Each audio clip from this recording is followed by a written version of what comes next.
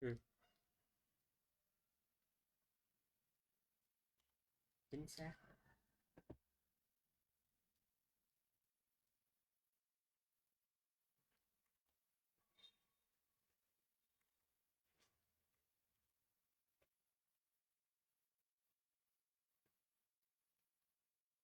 Hello Kazumi nha em. Hello, hello, hello, hello. Tranh thủ ngủ trưa 1 tiếng đồng hồ rồi lên chơi tiếp. Hello, hello. Ủa anh Hữu không ngủ trưa anh Hữu? Anh em chơi không vậy? Anh Hữu rồi Kazumi rồi chơi bắn canh buổi trưa không? Bắn mắt e nè. Hello.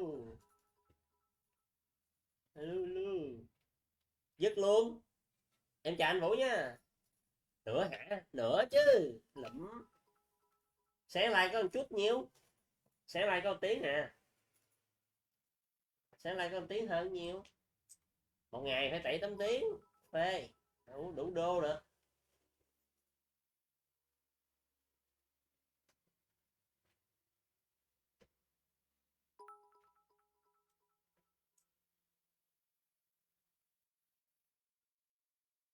Kazumi ơi lên đi em. Kazumi ơi. Hello. Lên chơi nè. Anh Hữu kêu ngủ trưa mà không ngủ hả? Trời ơi. Bây giờ ông nào ông nấy ghiền như quỷ vậy. Xem hai ngoài chán luôn nè. Alo. Đầu mùa đó này. Bây giờ chỉ có đi combo bắn súng gì thôi chứ. Đưa em cái AUG hay cái M4 em thấy lòi tức đó à.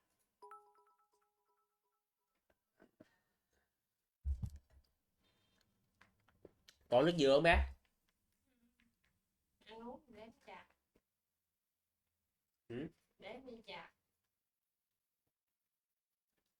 Trái dừa tháng mua còn uống hết hả?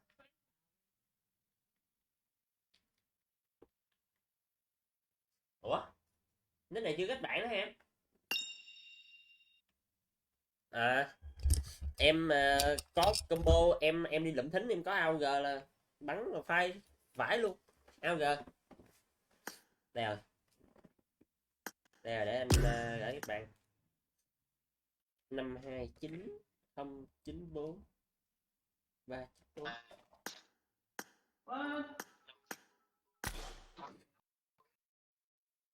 Ủa đây nè. Đặt con cá chưa kết bạn. Mới bắn với Dưới anh chỗ Hổ anh xong. nơi đây Em nhiều Hổ đâu? mồi hay Gỗ anh Hổ Đi lên. AFK đông tiêu rồi. Ảnh AFK ảnh đang trong trận á. Em chết trước rồi, vừa xuống nó cầm súng nã em chết. dưới chỗ anh nơi đây nhiều mồi hay em cứ nhậu thoải mái có xỉn em vào thay. Em chào anh Phúc nha. Alo. Bù bù.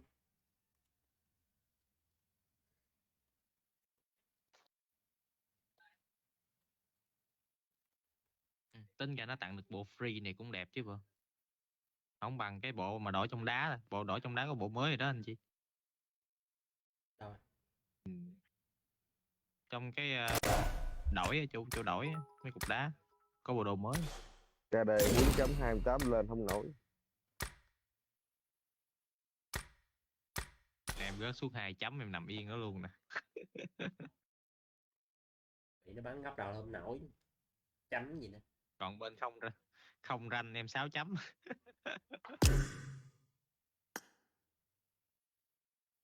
Không bắn ranh tính ra không bắn ranh cày cái RB nhanh.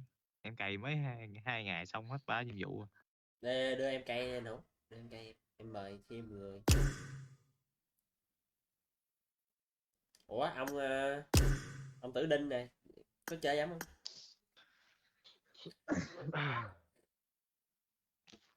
Đâu rồi trời.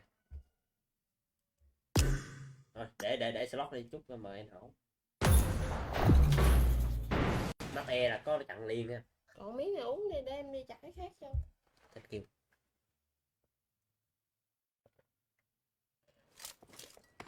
gì trời, mắt này qua nữa rồi, mé nữa ra. Nào Chắc đẻ cổ quá. Ao đi, ao đi, ao đi. Ủa, sao dạo này cái map đó còn nhiều hơn cái map thường cái trời. chưa mở cam lên kìa anh gì. Anh chưa có cam nữa hả? Chưa. À.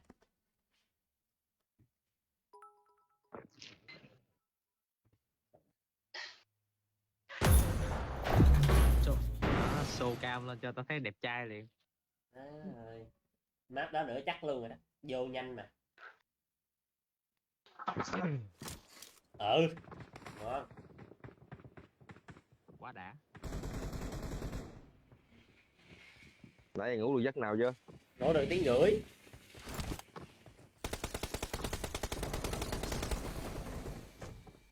Nè, ngủ vậy tưởng đâu trễ luôn rồi.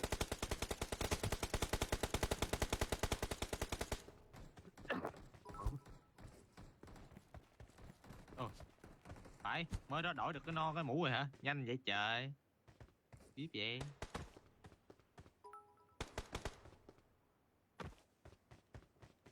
Này chắc mua bộ gói trưởng thành là chắc luôn. Quá đã luôn.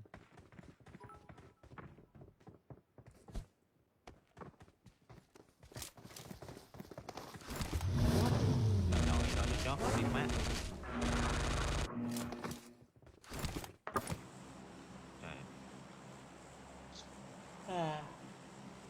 Ê, nhảy ngày đầu bay 50 điểm. Đừng như vậy anh. Hôm qua em thấy bị trừ 40 điểm là em thấy chát lắm rồi. 40 điểm, 40 điểm. Trừ điều rang luôn. Nhảy đầu. Cản kìa. Cũ vô cản nữa hả? Góc này đi, góc này dễ hơn. 40 điểm. Anh chào Quốc Dương nha em. Hello anh em trai nha. Enemy. Góc 40 điểm.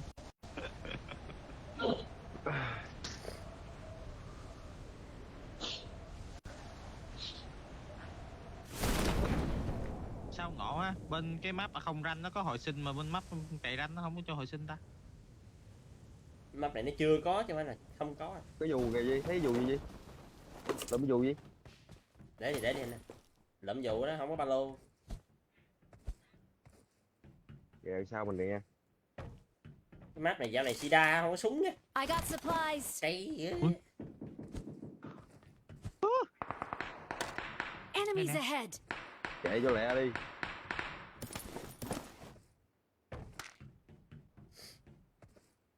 Không có mỗi cái lục luôn.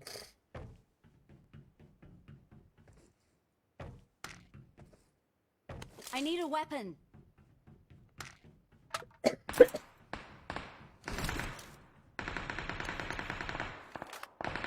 Đánh nhau giòn tan luôn.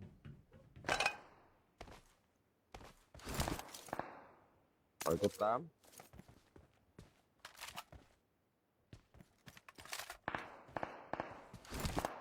Cái mặt anh Hổ, ủa cái mặt gần cây có người đó em. Gần em. Rồi em nghe trong kho.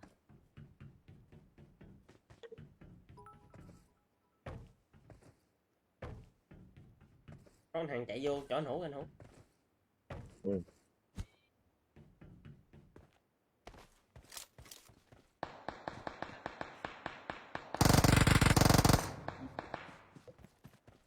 I got supplies.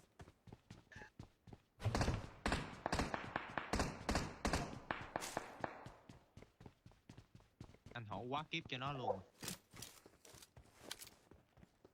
Bắt này gì? Bắt này gì? Bắt này gì? Đâu rồi? Chứ bắt nè. Dạ. Bên trái có tiếng tượng nè luôn. Ui nó bắn chết thằng đó. Đây nè, đây nè, đây nè. Chứ bắt nè. Yếu nè.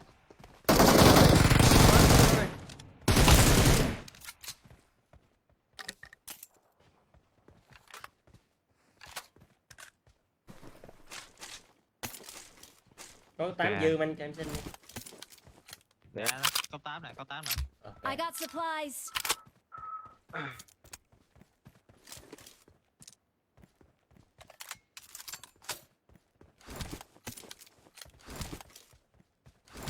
Là đạn 7 nè, anh em nào bắn không?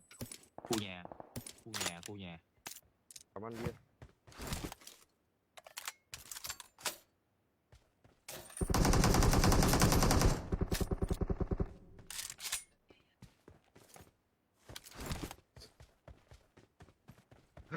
Ở đây ít người quá ha. Bắn Nếu nhau bên hết khu là 2 nhà team sao rồi. anh?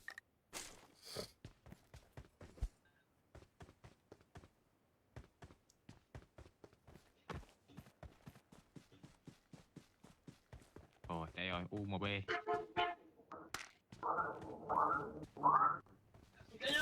Em cũng dư đằng 7 nè, ai bắn đằng 7 gì không? Bắn da. Rồi.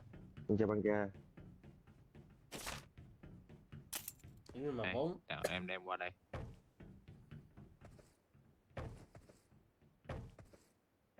Nè, đằng 7 nè, em vứt đây nè. Ô, nó chạy ông kìa. I got supplies. Marked a vehicle.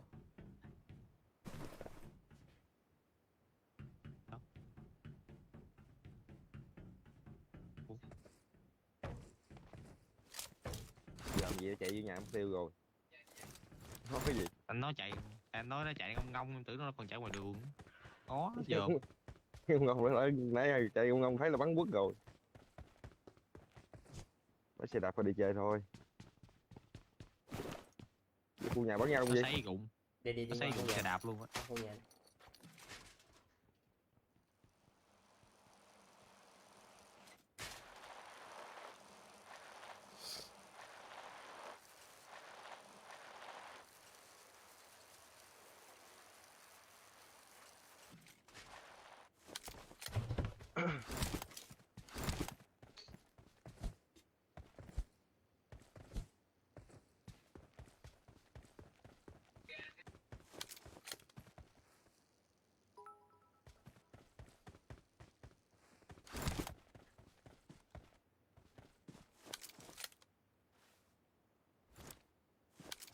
Cửa mở nhiều lắm.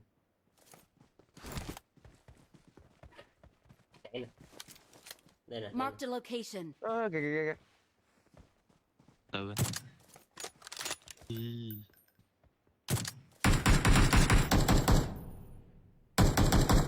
Chạy xuống gì bắn vô. Két được mạng, két được mạng. Kìa. Thằng trong nhà, thằng trong nhà.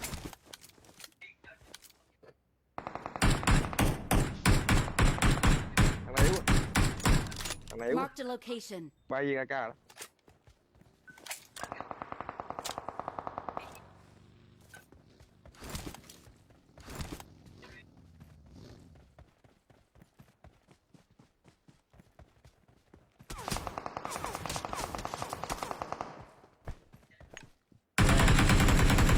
Quăng Thằng giặc giấy tăng qua. xuống, ủa, thằng giấy tăng xuống nó qua nhà, qua đây luôn rồi, Enemies qua đây luôn rồi. ahead.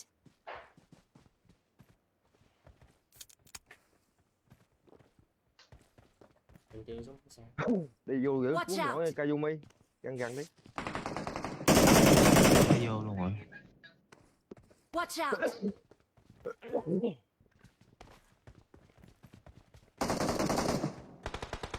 Ôi trái phải có hết nè em ơi. Em đang nhìn chứ. Help. Vãi. Enemies ahead.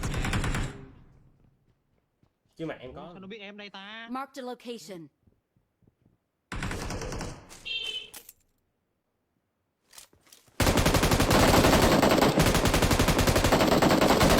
Help.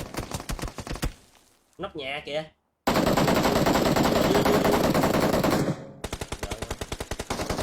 Marked a location.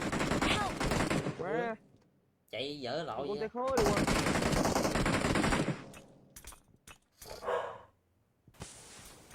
Hơi giữa lộ rồi nha.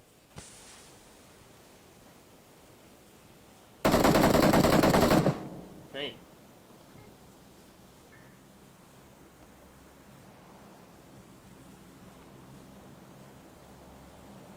Đang cầm M9 nên xử lý nó hơi gườm già.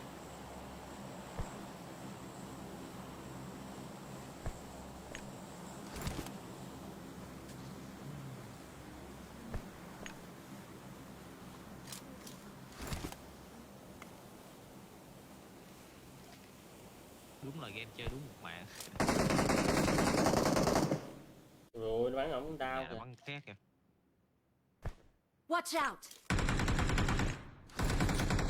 Bắn chính lắm anh ơi.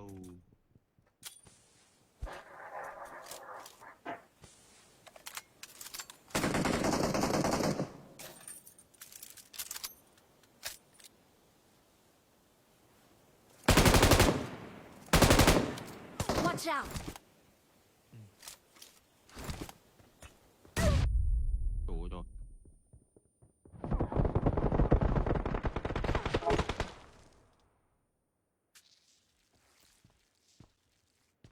Trước mặt luôn Duy, trước mặt luôn Duy. Sau lưng Duy, sau lưng của thằng Duy.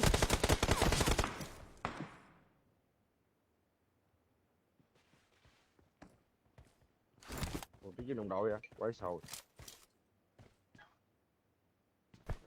Tùm lum mướn chứ. Watch out!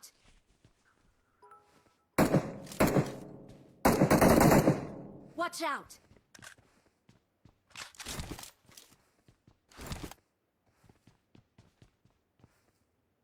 Đứa nào mới ném cái bom em? Thằng đó hả ta? Thằng trên nhà ném anh mà. Thằng gần nó đi cứu đồng đội hay sao rồi. Cứu cái thằng gì nãy nóc á.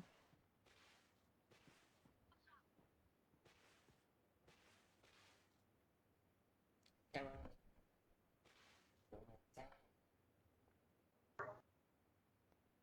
Có một thằng cờ Việt Nam, không biết phải Việt Nam Việt Nam.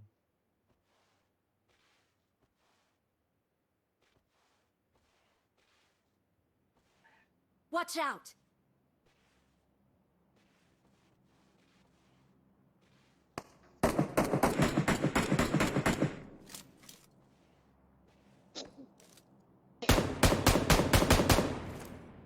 Hello bé.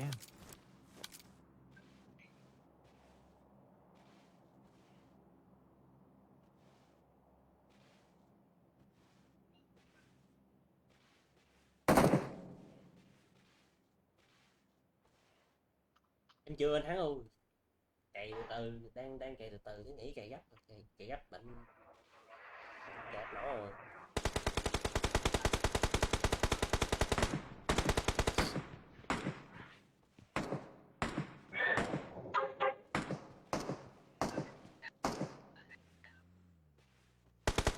Nằm trong nhà giùm tam tới nữa kìa.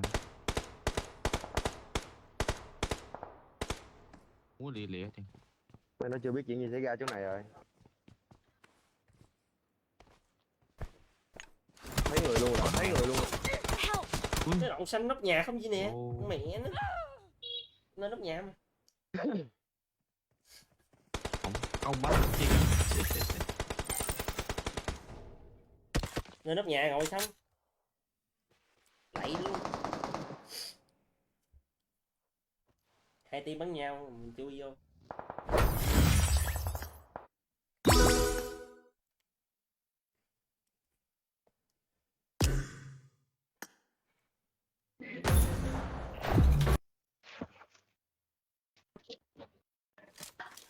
Trời ơi. Nữa. Sương mù nữa rồi. Sương mù bắn không anh Duy?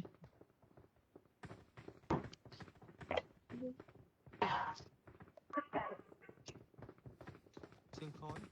Map này Ui, nữa. Quất luôn ha. Cái tóc nào anh ta nói? Tóc nào? Mới ra. Tóc mới ra.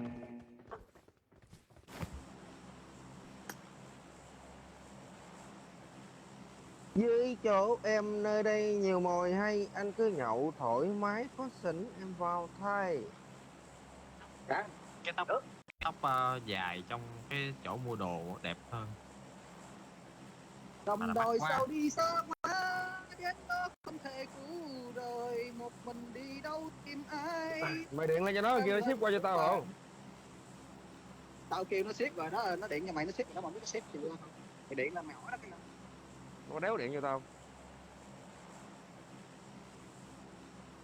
Vị trí. mấy người nước ngoài gà nhảy xuống Bokachi. Cái nào ta? Đâu? Để chút ra đọt cái đó ra đâu anh? Chỗ nào chút chỉ em nhận.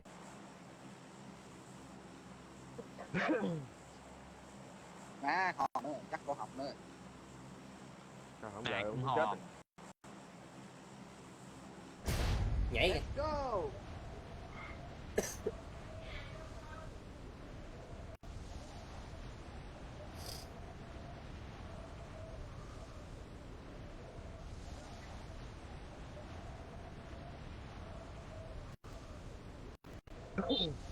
Phải có, trái có. Nó nhảy cuối cản nha. Nhảy cuối gì vậy? Nhảy chậm chậm để tôi coi tình hình cái. Còn nó nhảy cuối khu nhà bên kia á. nhảy chậm đi rồi xuống dưới rồi nó thật rồi luôn.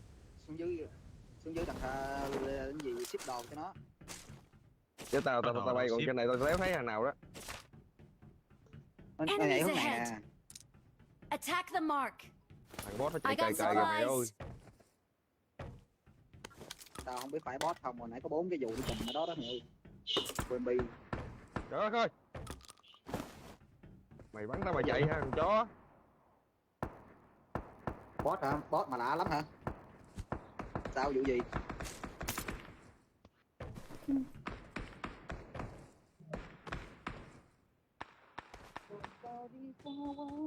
Đến đó không rời cứu người. I got supplies.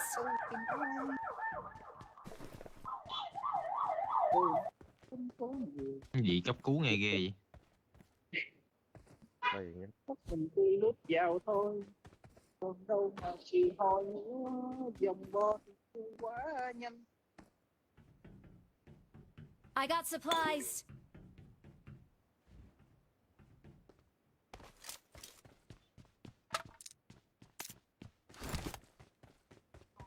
Sao thấy nó tầm tầm xuống. Em có UMP chưa? BB 19 nè. Ở đâu anh? I got supplies. Tao có rồi, tao mới bình cái Ok. UMP gì. Nó bắn ở bên kia kìa, bập kìa. Kẻ bên kia. Rồi nó đi. Cản bên kia hả? Kẻ bên kia. Cái kia có liên quan đến cả bên đây Có không? 4 nè. I got supplies. 4 nên thôi. Vậy là có tem, vậy là cái tem sau này nó nhảy qua bên kia hay là nó nhảy bên đây việc tăng?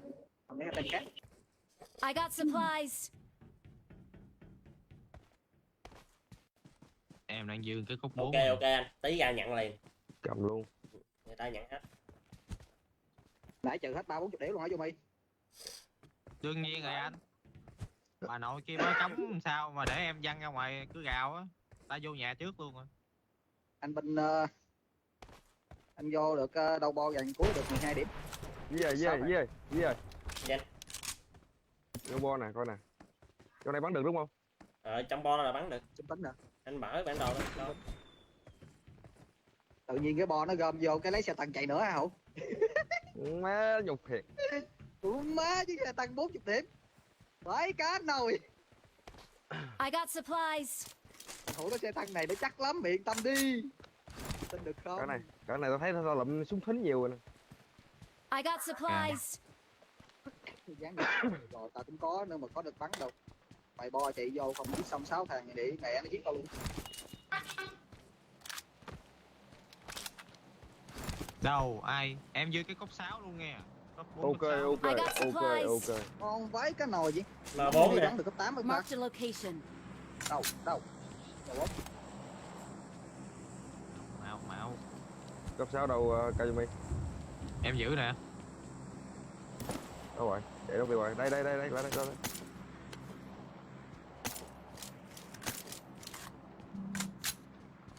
Nó rụng trứng nó hết rồi. Hồi nãy hai đứa kia tưởng đâu em là con gái không lắm Jomi. Phải. Phải. Nó cái gì đâu mà người ta AFK một chút xíu thôi mà giỏi nhẹ buồn thoát ra rồi. Phải canh rồi.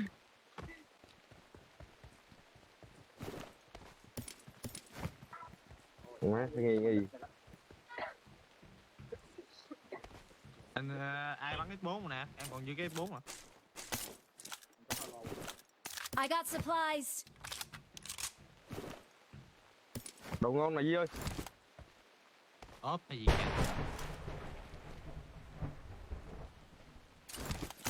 em lên dàn giáo em ngồi. MK14 nè. MK thôi luôn. Ngon lắm à. Yêu yêu chứ không được thơm.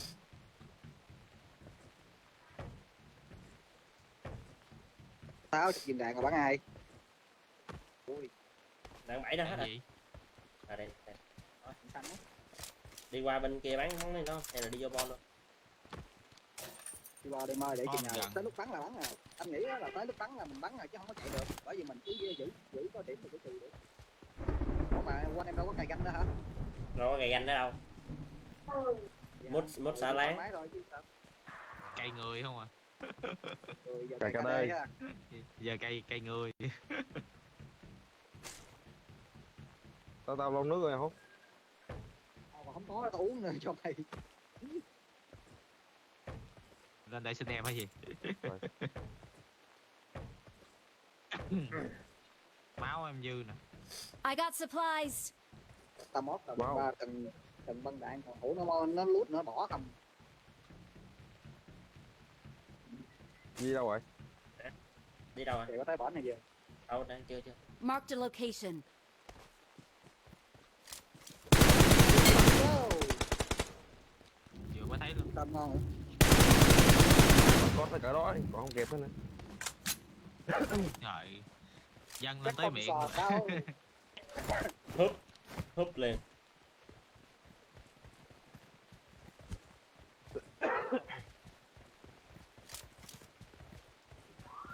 Cái xác này nó có cái giống gì? Tạc bọng. Có cái xác không à? Cùi pin. Người á. Không biết nữa. Vấn đại. Rồi nó cam, rồi cái mình công vô. Cái là chết. Cái hay luôn. Cái rồi chết cái chừng mấy điểm. I got supplies. 40 điểm. Nhiều lúc mà thấy đó rồi mình thấy giờ dưới giờ sau cơ. Á, có không? Sao mình thấy nó đừng. Nhầm khi nó ngồi im gu em cũng đâu có nghe đâu. Bữa Trời, hổm có thằng ngồi nhiều im khi gu ngồi nhà im gu đó. nữa. Chạy vô tụi mọi người thấy nên ngồi trước mặt mình hết hồn. Cây sóc kinh lộ ra bất ngờ không ông già.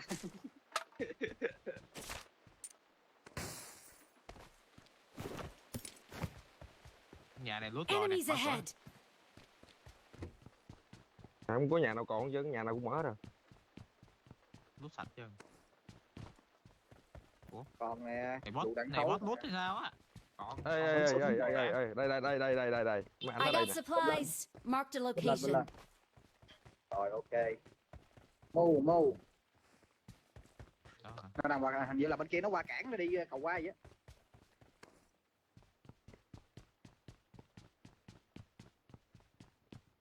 Cái này cam đó đi. Tiếng xe. Qua khu này rồi. Nó qua cho em hả? Qua khu Xe máy. đúng rồi, thằng xe máy đó. Vô nhà đó luôn. Rồi chỗ mở đầu. Ơi, mẹ cái lúc nhảy. Đẩy xém trước. Đây là nhà mở đầu rồi. Mày vào kìa, vào đó. Để cho nó nhập hộp. Đấy thằng Tao bám ra. yếu. Có mẹ mày. Help. Ui. Chả ra gì.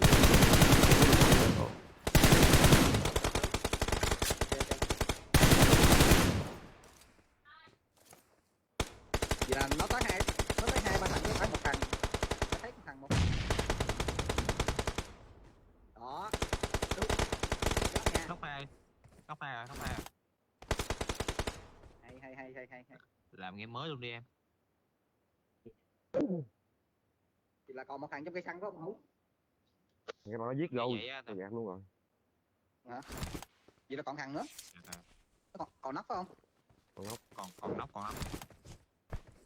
Có M24 đây nè, M24 M4X6 tay cầm dọc nè.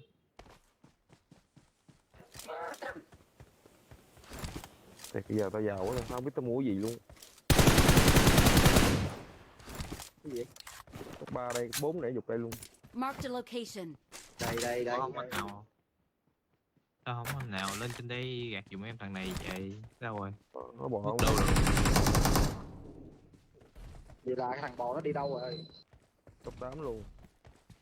Bò Top kiếm 8, ra top hồi 6 sinh luôn. rồi. 8 hả? Ngoài sát, ngoài đây anh Di ơi. Ngoài. Top 8, top 6.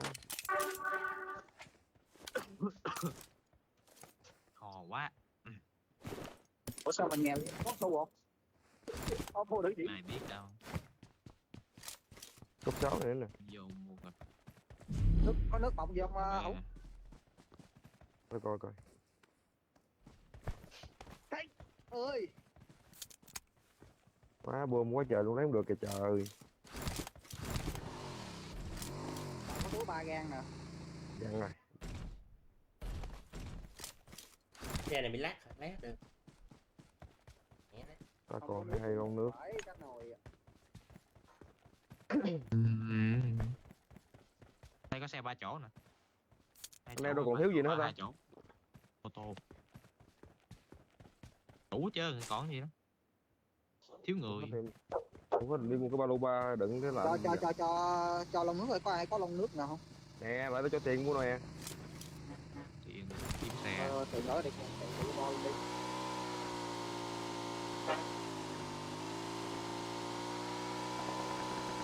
Cái gì? Mod. Cái mấy Xe đứa. em đây có.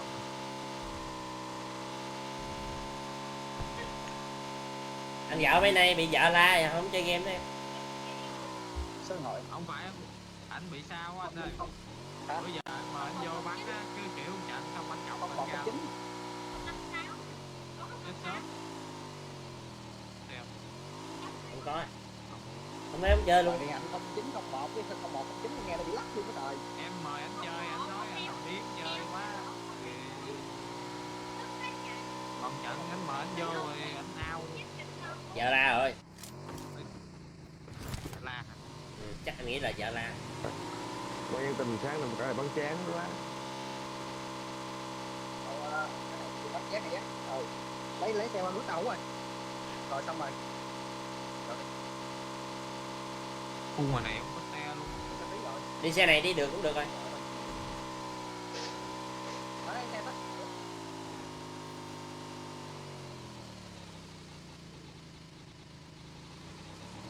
Oh, let's go.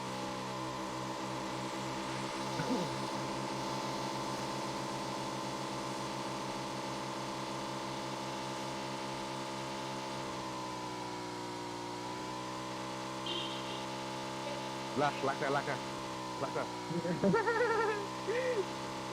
Tokyo Vic. Tokyo Vic.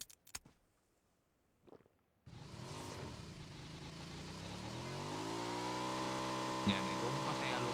Cái này nó sấy một cái rớt thảm. Trên cái đồi con Kim Chi á, nó có cái nhà thờ về đổ mát á. Má lên đó thằng ốp cầm túi thôi. Nãy em cầm cái ốp có được nóng tay đâu anh. Chưa kịp bắn gì luôn. Chết mẹ. Bị ba rét nó bắn em phát chết luôn. Đập thì nó nóng, nó đập quá.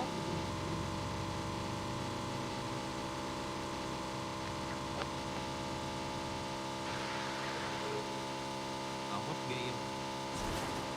Không tim ha, còn mình ngủ nghe mới chơi lần đầu. Nó ngơ.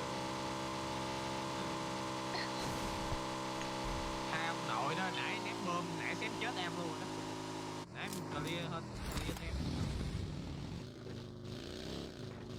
Móc bơm ra rồi ổng giữ trong người sao, ổng ném ra, em thấy em đang ngồi cứu thấy quả bơm cái bên.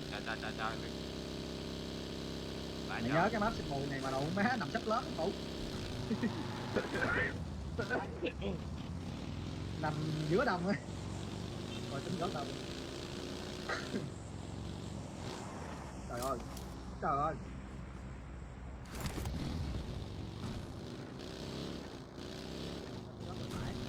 rồi X6 nữa. X6 gì cái làng nó lũ vậy trời. Trái hủ, còn trái hủ. Trái hủ, thắng chưa? Thấy không? Bên đâu? Đó. Thấy không? Enemies ahead! Đâu có thấy được. Attack the mark. Đó, nhìn trời bên trái. Bên trái. Không nó kéo, phải à. tao đang xe đâu có kéo được. Ủa gì vậy, không kéo đó, quẹo trái đi. Đó thấy chưa? Rồi vô con nước luôn. Nhìn lên trời. Nhìn lên trời vãi cá nồi à.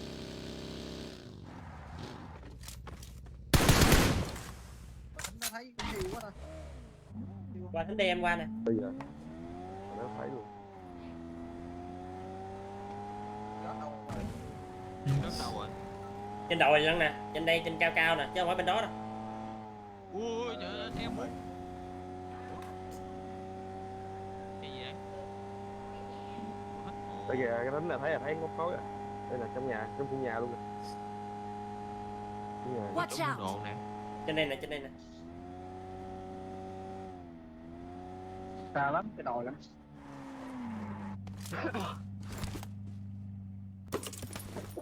Nghèo, tính nghèo. Lướt gọi anh. MK mà, MK.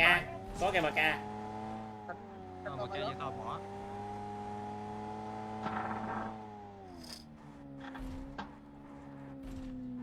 Sao mà nếu có bình nước nhà đây rồi cầu được cũng thấy.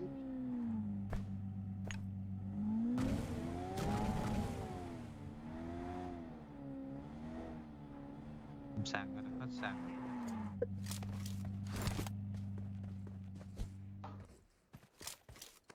Ui dữ trời.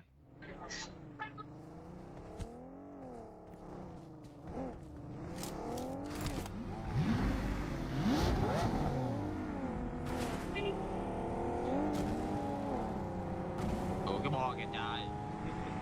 Anh em đi chung đi anh em. Hai anh em kia đâu rồi? Đang trên nhà bước dạo. Bắn thính trước mặt anh luôn á anh gì. Đang đi shopping.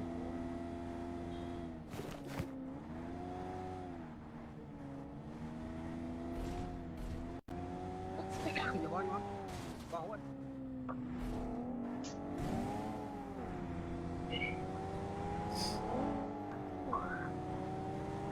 Đồ khóc. Chạy kịp đã chạy. Nói xong qua đi không rồi. Tao gần tới rồi, tao gần này. Má cái xe này qua hết sang mẹ nó rồi để đây gì? Xe qua cậu em ơi, xe nó dừng chỗ cậu em ơi, hết Marked a cam em ơi. location.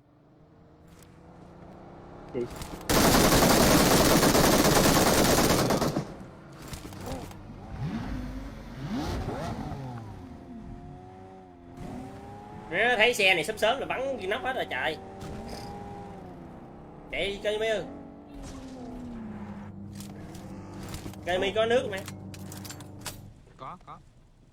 Mẹ thấy sớm sớm là lụm I đó. got supplies. Nó là Lambo. Nó là Lamborghini luôn á anh thấy.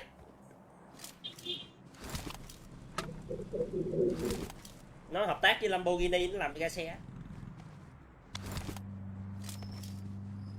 Thôi giọt anh, giọt đi. Ở dưới bờ đồi á. Ủa anh gọi anh Cũ đâu? Ủa anh Hổ đâu? Sau lưng nè. Để qua anh cứ. Được cứ đó đi. Ở chỗ nào đâu bên là cái nhìn cam ok. Nó bên đồi. Bên cầu phải không? Là bên hướng anh này phải không? Đi ra xe đâu rồi ta?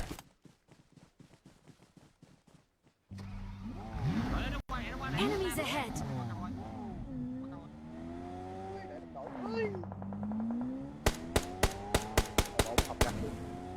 Con xe này của anh cá, ạt nạt của anh cá anh. Hình như 4-5 triệu vậy á. Con này 4-5 triệu vậy. Ạt của anh cá.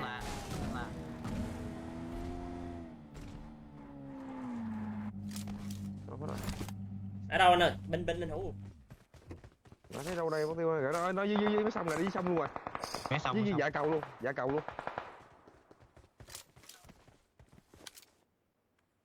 Ngồi xuống đó, rồi hai tôi mình quay lên.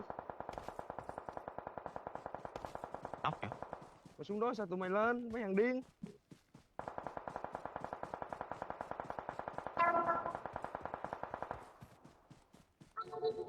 Xiên tụi nó đã luôn hả? Bắn đã luôn. Xiên tụi nó đã. Cô mấy thằng này điên rồi. Nó lội ầm ầm dưới kìa. Cá. chạy cầu kìa anh em bắn nó đi. Nè nó Lỗi tiếp bóng kìa. Lên team Việt Nam mà. Còn team nước ngoài nó nghe bập Phải bập bắn cá bập bập nồi. mà. còn mà anh. Ê, thằng này em còn nóc Còn á. chưa chết đâu.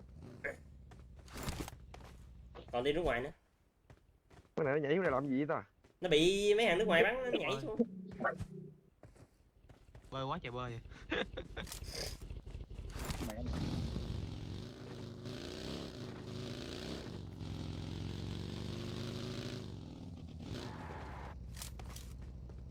Ủa mới nghe tiếng súng đâu đây mà. Đủ gần em.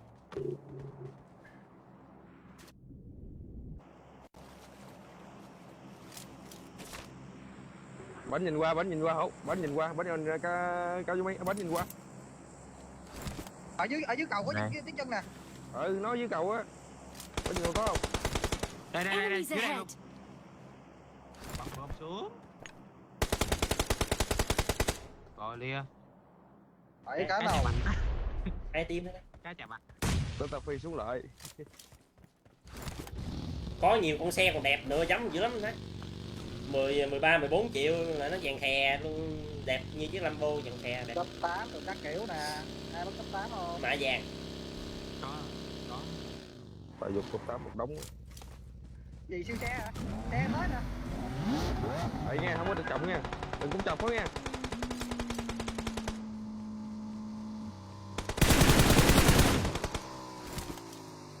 Nó vô khu già của anh Di nè. Hiếp xong, Con thằng hả? hiếp xong gì á. Nó ngồi xuống làm cái gì á. Hiếp xong giết cái. Người ô da này, người ô da này em ơi. Marked an enemy's death crate. Khu già hả? Khu già bắn luôn. Tính vàng, tính bắn trên đây nè. Tính vàng người trên đây nè. Anh em ơi, đi nè đi.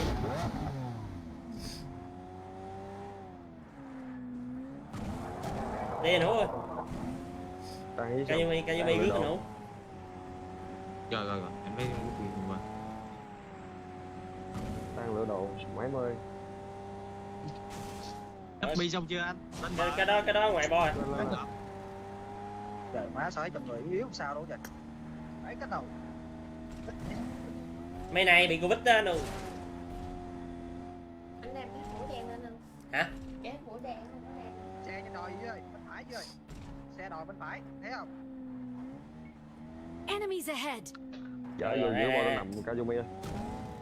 gì? Anh đi đâu ạ? Vô giữa bo nằm. Trời. Hai thằng ở dưới, hai thằng ở dưới. Anh thấy hai bóng nha. Qua làm thính luôn cũng được. Lên đội trước mặt nè. Đội trước mặt nè. Marked a Nằm luôn. location. Đó. Bỏ đâu đây đi. Chạy đi đừng hết. Còn có gì không? Áo gà. Áo Mẹ trên nhà là có người nè. Marked a location. Ao gà cởi mẹ nó đi lên xe đi.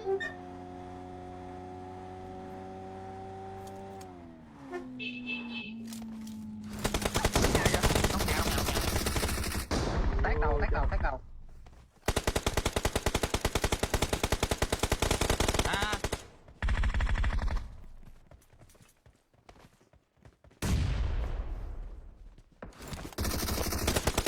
Xa bắn rồi bên xa bắn kìa.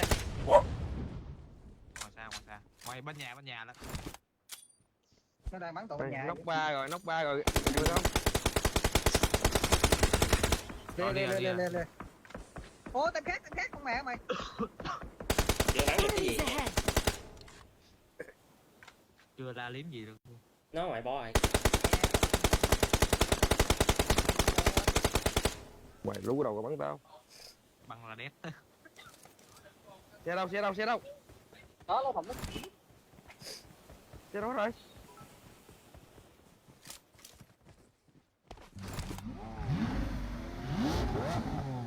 Đi. Thẳng lên nhà đó luôn. Mẹ gì? Ô bên trái nữa. Ủa phải nữa. Hả? Tôi chưa thấy đó. Con Nhâm Thành. Nó chạy. Nó chơi chạy. Mẹ chơi Đúng chạy. bên phải có nè. Rồi, Kìa rồi. chạy xe với đâu kìa. Enemies ahead! Thấy. Còn hướng bên phải chưa thấy nha.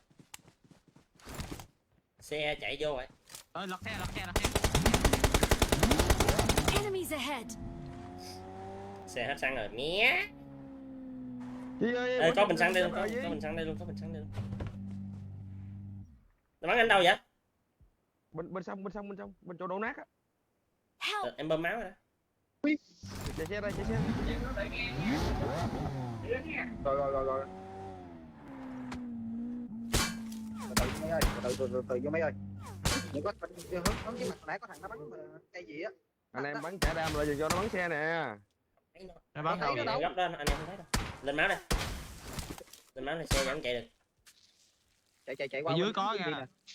Ở dưới có, ở dưới có. Qua Anh trả đam lại cho này nó ngán cái kìa. Nó bể 3 bánh luôn. rồi.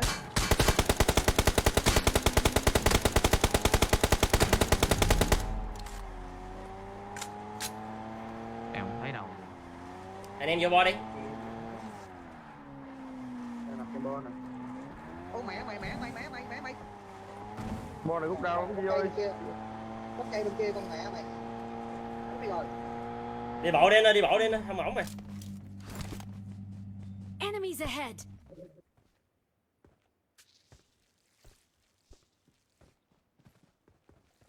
Gốc cây nào vậy? Ủa, táp cái gì vậy? Help! Ok anh Căm ơi. Trời ơi, Mẹ sao nó cái cây anh ngồi này. nằm cái chỗ em? Trời ơi, Anh hết chỗ nằm mà nó bắn anh như cái tô bông như thế nằm chỗ nào nữa bây giờ. sao qua chỗ em nằm, anh chạy đi luôn đi. Trời ơi. Nó bắn anh mà. Táp ghê quá nè. Được, nó bắn xuyên gói. Sau lưng lại sau lưng đá nè, anh em lại sau lưng đá nè.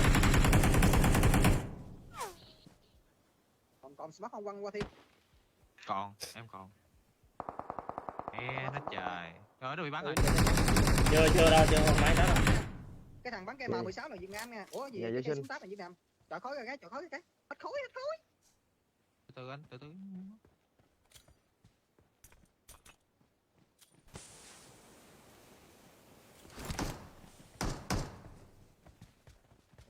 Mày xong mày rồi.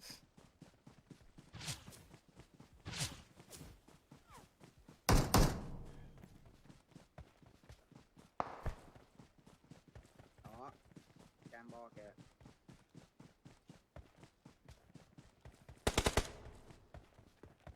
Sau lưng nhảy sinh á. Gốc cây nhiều quá, không biết gốc cây. Chạy trên bắn bể rồi. Gần chết rồi, thằng đó gần chết rồi.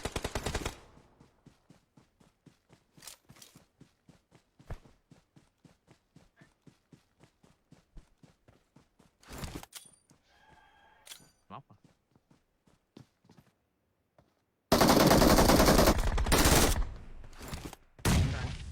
Còn thằng tiếng súng nãy bên trái vậy. Xíu rồi. Rồi, Phải canh nào. Chạy xe một đá đó.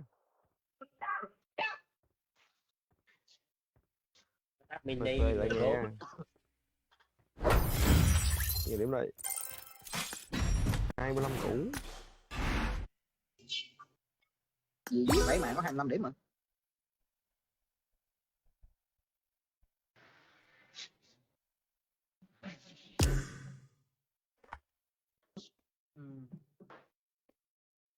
Mẹ thấy yếu trong người với trời vãi cái nồi. Sao thằng bỏ mắt sương mù bỏ luôn rất mỏng quá.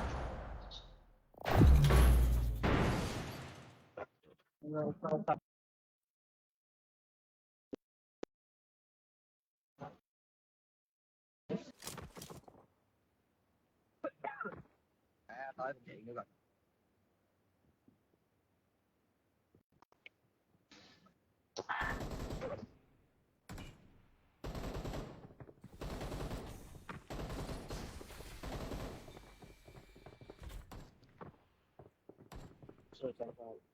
Nói hết đi.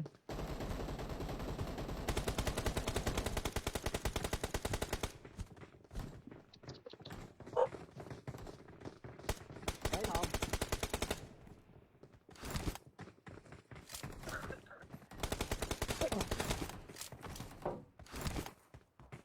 Này yếu trong người với trời.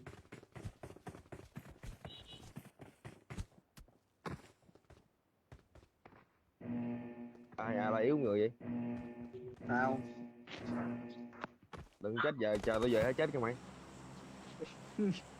Ghê ghê vậy. Về mày ăn đất ma tao. Ừ. Tự nhiên cái thấy con người má kiểu giống như nó mệt mệt sao sao đó. Covid nè Bữa hả? tao cũng vậy. Để biết được. Chắc Covid rồi. Nhưng mà mệt. Covid.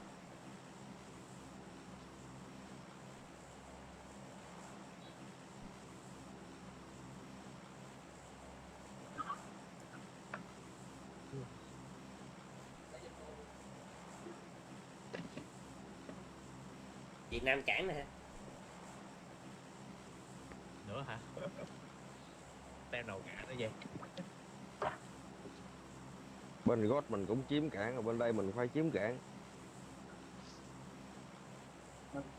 Mình có cái cản nó lạ lắm.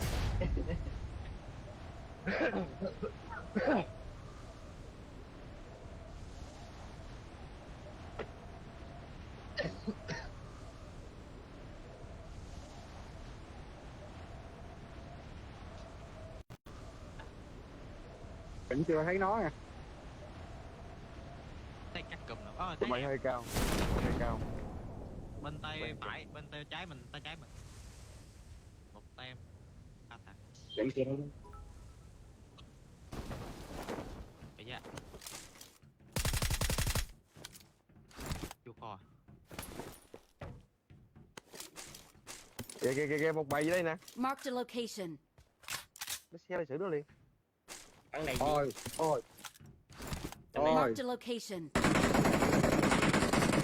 Một. Từ từ nghe, giữ người ăn được, ăn không ăn được thì thôi nghe. I need a weapon. Em nóc một đó. I got supplies.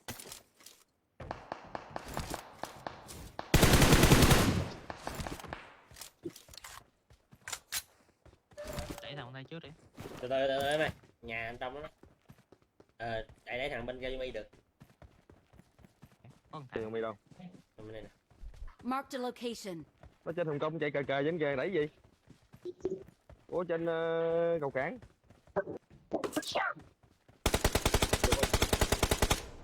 Nắp cầu cảng nè. Chả có gì đâu. Rồi đẩy luôn. Vậy nó nghèo rồi đó.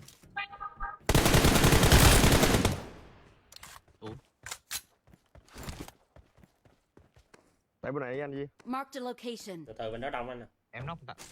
Bên đó em nóc con thằng Bangladesh của nó.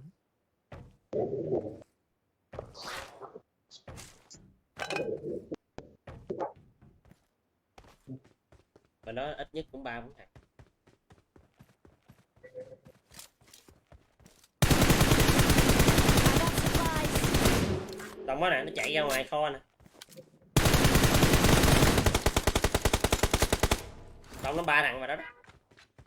Bắt bài kho, bắt chấm nắm đầu bài kho.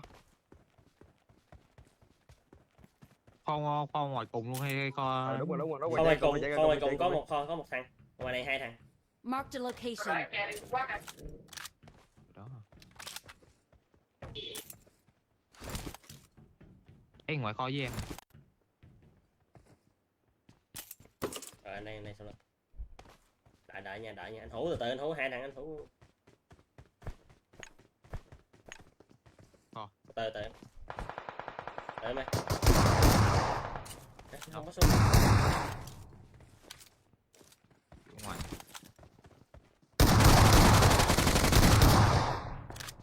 Trời ơi, Nó bắn anh không cao chú mí. Có máu không em? ủa? Help. Ở đâu mà tán mà tới đây? Nó cao ít mạng của anh với em rồi. Má, trời. Cái giờ. Tôi đẩy xe vô luôn em ơi. Nó qua luôn hả? Ghê vậy? Lui ra chỗ anh Hữu đi. Hết rồi.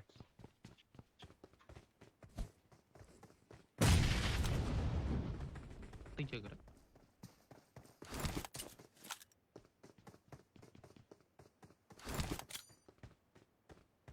Boom.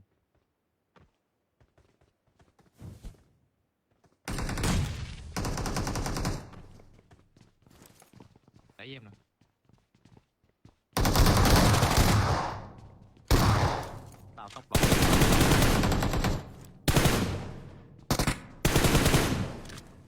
Đẩy ghê vậy mày. Cái này thì đẩy siêu xe. Ồ, siêu xe đang thui luôn.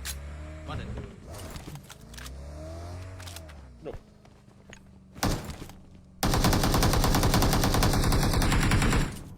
Enemies ahead. Cái gì vậy? Nhà Có của xe, mấy có xe. có. Lên xe lên xe lên xe lên xe lên xe cái zombie lên xe. Hai người. Đồng lắm đó nghe, đồng lắm đó nghe. Ít chứ ba đồng nghe. Đồng lắm, bẻ qua đây, bẻ qua đây. Đi qua đây luôn Duy. Nó một, nó một, nó một, nó một, nó một, nó một, nó một. Nóc ở đâu? Nó một ngay đó luôn á. Nó Đây còn nè. hình Marked đó a đó. location. Rồi lấy Đặt xe nó đi rồi trời sao ơi. trong đây. Má quay. Không vậy bà gà không? Nó sấy kìa, nó chuẩn bị sấy kìa.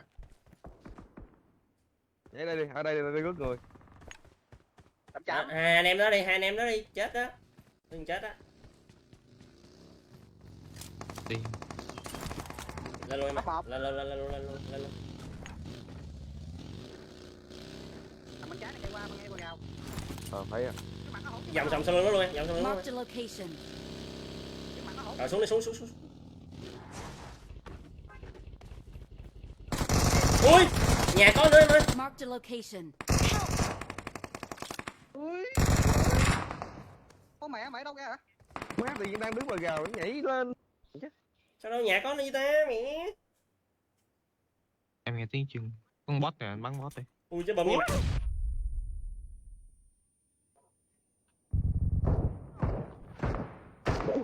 Ôi bot ơi. Má trời. Lấy cái nồi. Em kia cho phí hay gì? À, người thằng này trên đó luôn nè. Đó luôn. Em ơi. Còn men á.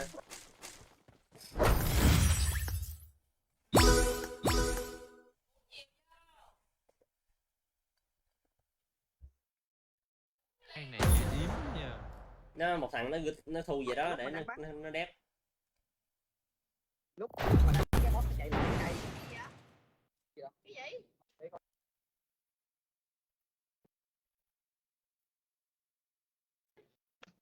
Kè đó chứ rồi. Đợi hỏi lại thuốc cái không?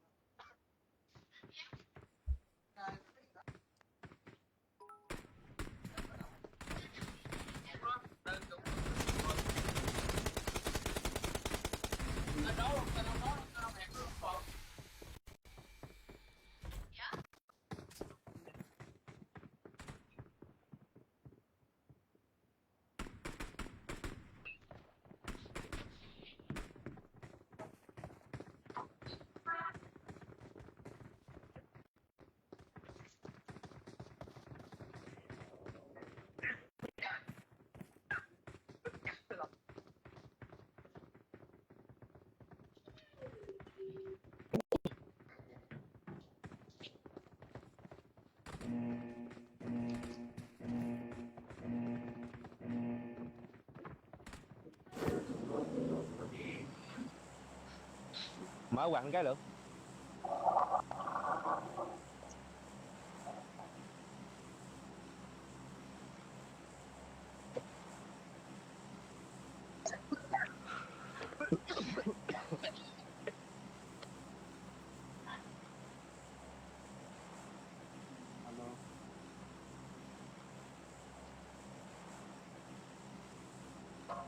Nhảy bơm kim chi đi gì? Lâu quá mà nhảy đó, nhớ. Thôi chết á. 40 điểm á. Giờ đó là niệm 40 điểm đó anh. Cái cù hầm mỏ bằng bánh xanh cái dao lắm. Mà chỗ đó nếu mà có em thì có bắn. Kiểu gì cũng có rồi đó.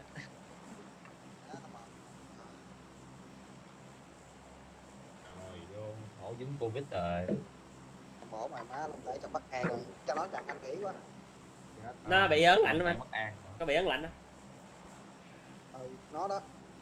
Trời em luôn. em bị hai bữa trước, 10 sao đó. em mới bị hai bữa trước nè, và hết tấn lạnh nè.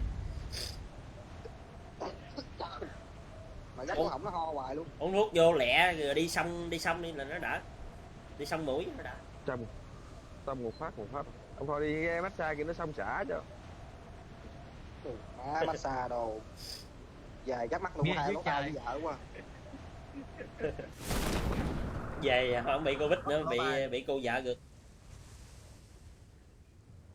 Anh em cái vô lúc mà bung dù ra đó, anh em đi tách ra lúc cái lúc mà nó bung rồi để dính nguyên đùm. Phải ngậm gì thuốc mới chịu nổi. Cái con mẹ nó làm cái vụ về. Dưới nhà anh có người nè. Ôi nổ sao đi đâu cho trong xe vậy? Anh đi xa quá.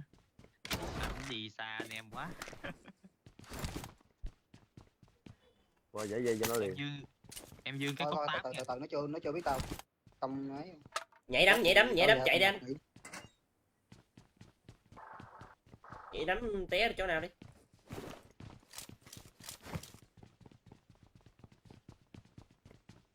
Nghèo sơ nghèo sát nó nổ ơi, Tám nổ. mà. Cái gì? Nó nghèo sơ nghèo sát. Nghèo. Mà đâu súng đạn đầy mà. Có M4 đâu. Bớt vào đây.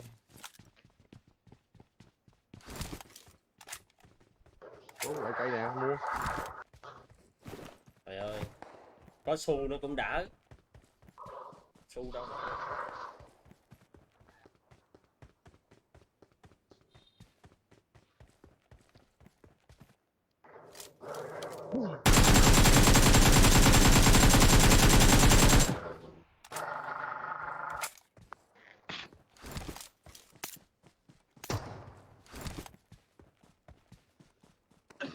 Nhà xe trên nóc nhà xe một đống.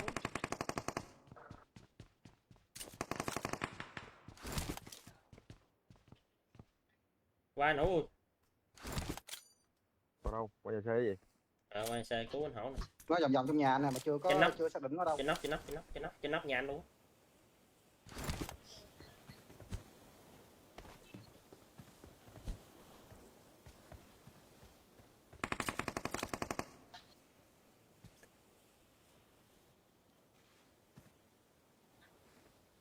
Tận dụng kỹ năng chạy đấm nhảy chạy đi anh.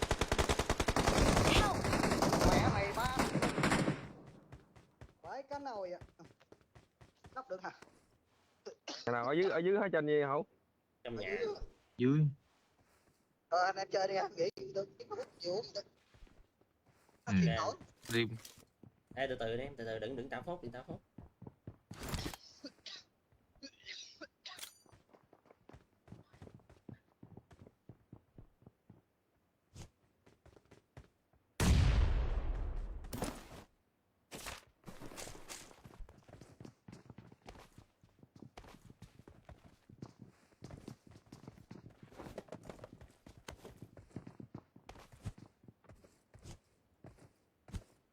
Dưới đâu vậy?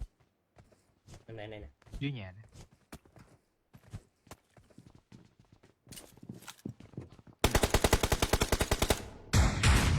Nóc một.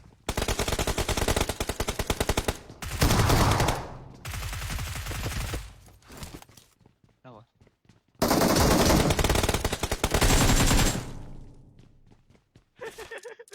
Em lên sốc từng thằng. M4.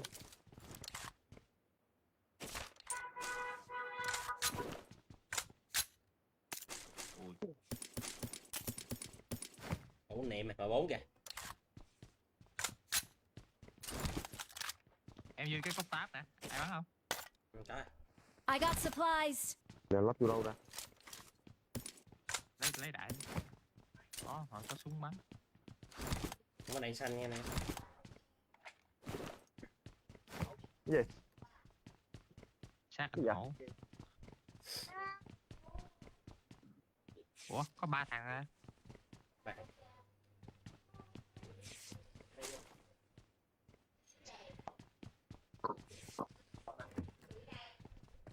Nó qua liền mà không kịp. Không phải ông lên trên nóc không ngồi để cứu được.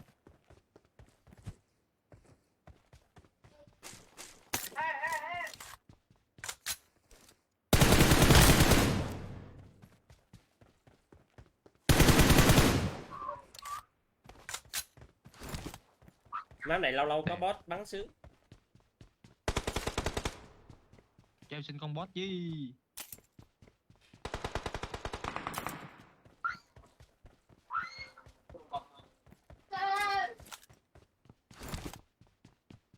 Đi à, không mình đi làm nhiệm vụ luôn.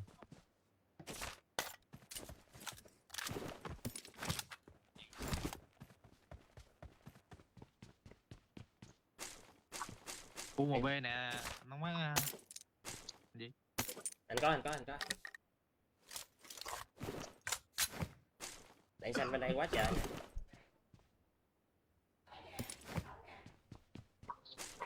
xem là dàn giá một lút. 8 quá trời. Có cái bán súng nè, đập như anh. Bán 14 hả? Ok.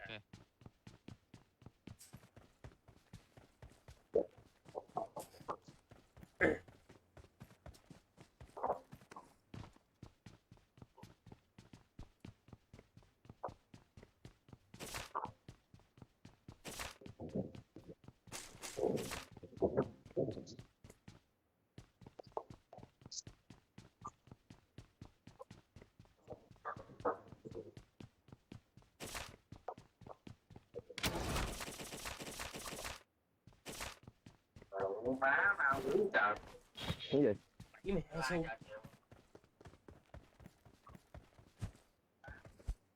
28 xu. Đi qua cậu. Cái dàn giáo.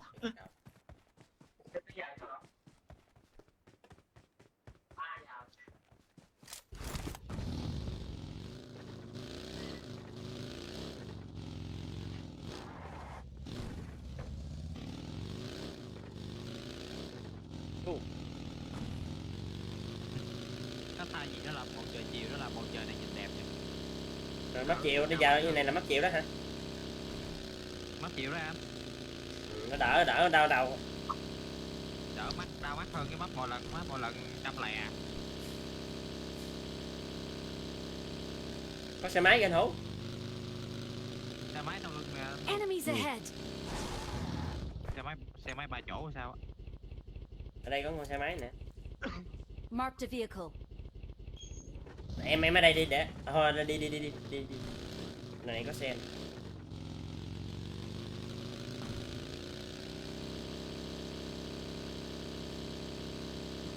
Ui! Ui, Ơi! đâu. Ơi! Trời ơi! Em thấy nó một đầu rồi. Cái đậu xinh.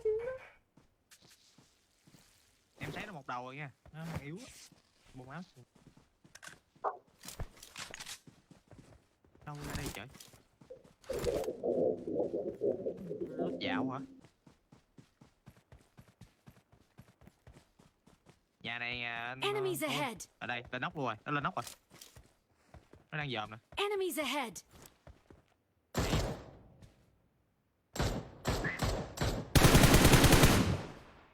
Đang ngồi đây nè. Enemies Vô ahead. chơi đi. Mẹ, đông không? Ok. Đông không? Có một thằng à, có một thằng à. Em thấy có Cái một đó thằng. gì bắn dính gì? Nó bắn dính gì? Cứu anh Dê. Bắn dính lắm. Yếu rồi. Leo vô với chúng tao. Bắn nó yếu rồi nó quảng liền. Leo vô với chúng tao.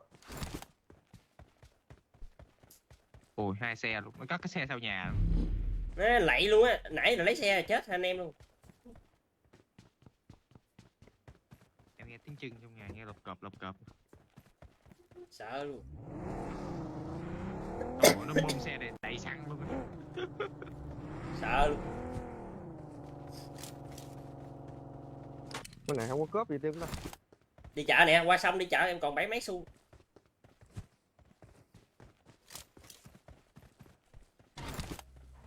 Đi lấy thêm chiếc xe nè. Đây, có chiếc xe sau lưng. Có chiếc sau lưng. Nó giấu chiếc xe sau lưng. Một bay xe đạp nè. Ồ, xe đạp hả? Chê.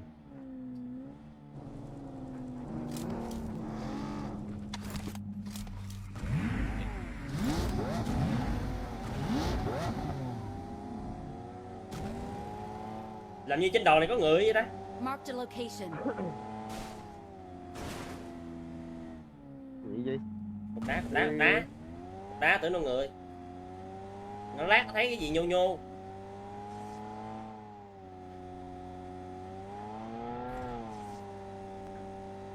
Chỗ cầu liền. Xe chạy mượt quá nha. Sao nó lắc không bên một cái gì? Hả? Sao cái xe chạy kỳ kỳ vậy? Nó bị niễn không? Rồi. Chiếc này nó gì đó. Trước thôi. Đạn. I need a Cầm. grip. Là dư 20 xu nè. 22 xu. Đâu? Một nước thôi. Đâu?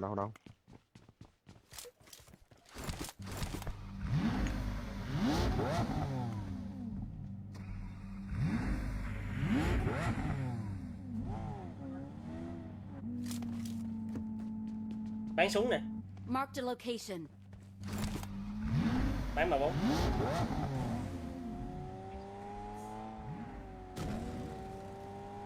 Riêng này.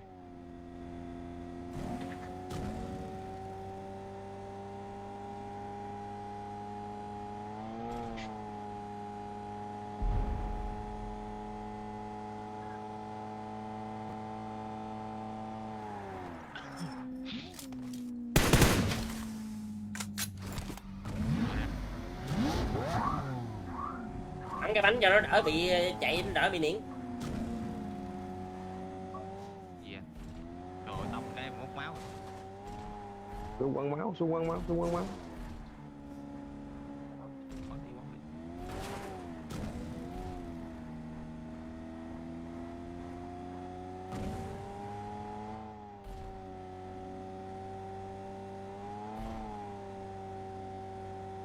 Ô, trên đầu mày có xe, trên đầu có xe kìa. Chạy xe lấy cho lẹ liền, chạy cho lẹ liền. À, sau lưng. Trời đất ơi, chạy hồi chết. Cái zombie xiết lên. Đây, đem đang xiết đây. Sau lưng nè anh Duy ơi.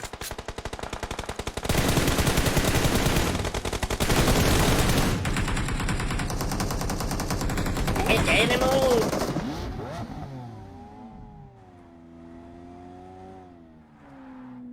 Nó chạy đâu rồi? Em chết. Sau kho. Sao nhà vậy? Chạy luôn hả vậy? Sau kho. Từ từ nha. Nó đi luôn rồi. Lên là đầu rồi. Em quanh xe rồi. Bỏ đi anh em ơi. Thú ơi, bỏ thú ơi. Help! Mẹ đó. Ủa? Cứu được rồi. Sao chạy? Lấy xe cứu được. Sao qua đó gì? Ra chạy khó biết quẹ để xe nằm đâu cũng thấy. Em lấy xe mà.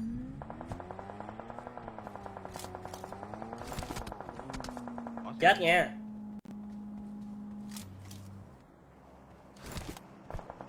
Tìm khác bắn nó rồi.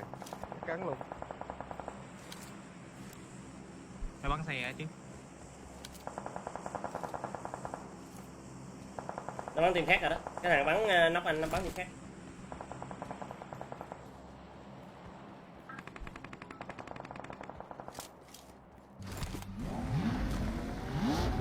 Bây giờ mà cơ hội này không lên, cơ hội nào lên.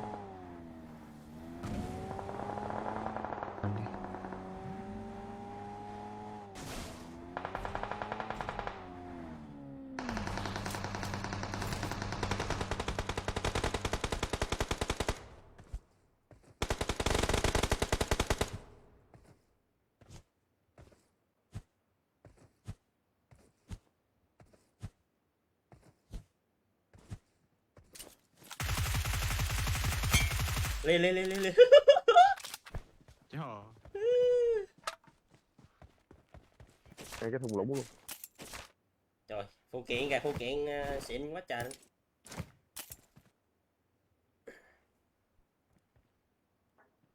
Tụi này bắn hay á. Chị sao?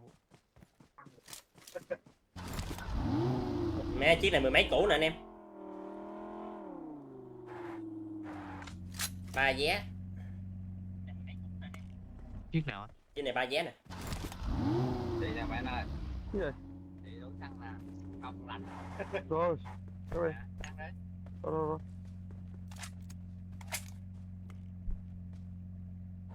Xác ở dưới còn 2 xác. Ồ. Lambo luôn hả ta? Ừ. Chiếc này là chiếc xe heo á em. À. Ô, xe heo mà làm gì nhìn gọn nha. Đỡ Ừ. bị bắn. Mở cửa.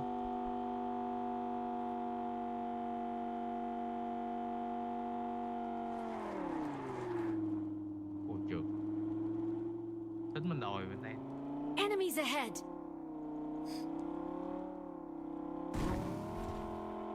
Mười mấy triệu mà nó phải khác. Nghe tiếng im. Con này màu vàng cũng cũng một vé à. Con này nè giống thịt vậy đó, màu vàng. Khác màu mà nó mắc hơn kìa. Ừ. Ngộ ha.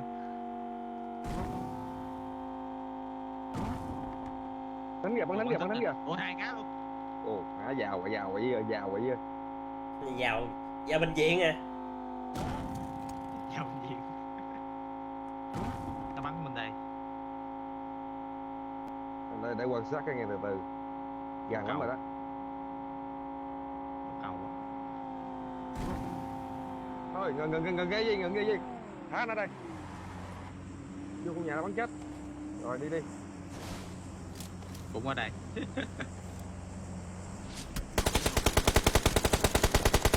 Help!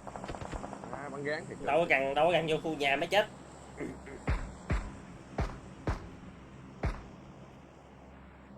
Cái thính thùm.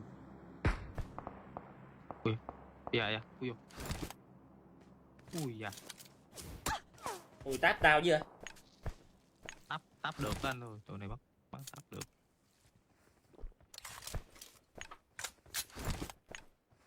Cái bô sao vậy? Bô mình phải không? Bo mình nè. Tại nó đi. Nó thích làm gì nó làm đi. Để xe đó đi nè, chút rồi đi. Help! Ý, ốp. Ca. Ca mà. Đâu rồi? Có máu không? Mấy này nó bắn kinh quá. Ủa anh. Chắc là bỏ chạy quá. Để có xe đó anh em hết máu mà chạy. Có xe đó. Máu có máu. Đó, vứt đó. À, cái thính trên nóc nhà đó sao nó lụm. Một viên. Cái gì vậy? Tính trên nóc nhà. 7 đầu. Một đầu nè. Em nhìn mấy thằng á nụ. 2 thằng Biết ở đâu, anh ơi. thấy thằng trên nóc Một nhà thằng kìa. đồ vàng. Một thằng đồ vàng với thằng áo mặc đồ. Với thằng nó- đồ trắng. Ui. Cẩn thận nghe, nó có AMG đó. Bây giờ nó có chiếc Dacia nè, mà hồi nó lấy Dacia là anh lụm đó. Ui, nó nằm trên nóc nhà luôn rồi. Nó nằm nóc nhà hay vậy ta? Lên nóc nhà luôn hả? Nó lên nóc nhà rồi. 2 thằng nằm trên nóc nhà luôn rồi. Vãi cái nồi. Ý. Đêm này ít Ủa, là 3-4 thằng. Anh em giữ máu đi, giữ giáp đi. Ủa. Đừng có dòm nữa để em bắt được đứa nào em bắt rồi em chạy về. Giữ máu giữ giáp đi. Nó lấy chiếc Dacia rồi nó lụm em lụm nó liền. Help! Giữ máu giữ giáp đi, đừng có nhìn nữa. Thôi nghỉ chơi với nó rồi đó. Đừng có nhìn nữa, nhìn hoài. Nghỉ chơi kìa. Cái giáp văn mẹ nó còn đâu nữa ra giữ. Giăng giáp rồi. Giăng giáp rồi. Em đang dòm nè, đứa nào mấy đứa nó lên Dacia là em lụm nó liền. Nó ngồi trên cái góc đó khó quá. Mình dưới đây mình lỗ. Đường nào mà nó không đi xe. Một đầu. 7 đầu đó. Nè, đừng thấy tao rồi mấy đứa. Ít nhất là 3 đứa à. Ui nó có ốp luôn rồi, vãi nồi à. Help! Cứu em anh ơi. Đừng có dòm nữa, vãi. Đừng có dòm. Đang bắn đây cho chú ý rồi, cứ đi đi. Đâu. Chịu em Nó lấy xe em lụm đó. Em núp rồi. Tụi này nó cay em lắm rồi. Trong nhà Nó xe. ra mà rồi có nó xe. chơi em luôn. Hết máu rồi. Nè, nó chuẩn bị lấy xe nè. Nó chuẩn bị lấy xe nè. Mày chạy đi con. Chạy đi với bộ. Ủa tạt tấm chấm tương ớt luôn. Đừng công nha, đừng công nha.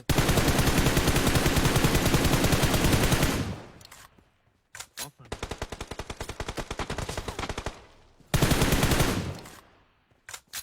Nó không gạt được.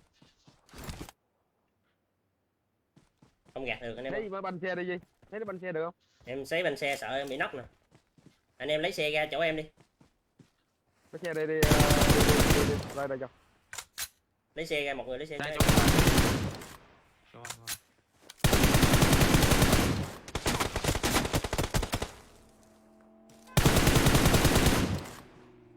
Quay đầu xe luôn. Để sẵn em ở đó đi.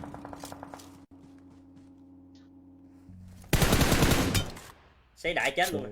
Mày...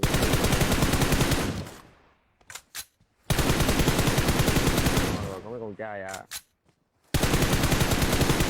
Rồi nổ xe đó, đi thôi, đi thôi, đi Cắt thôi. xe. Đi đi.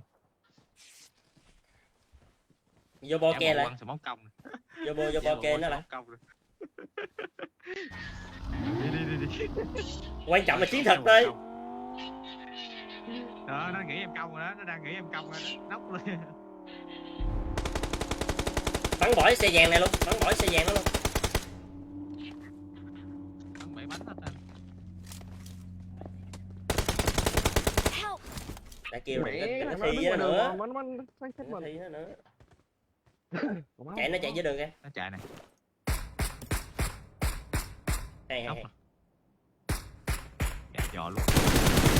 Dò luôn.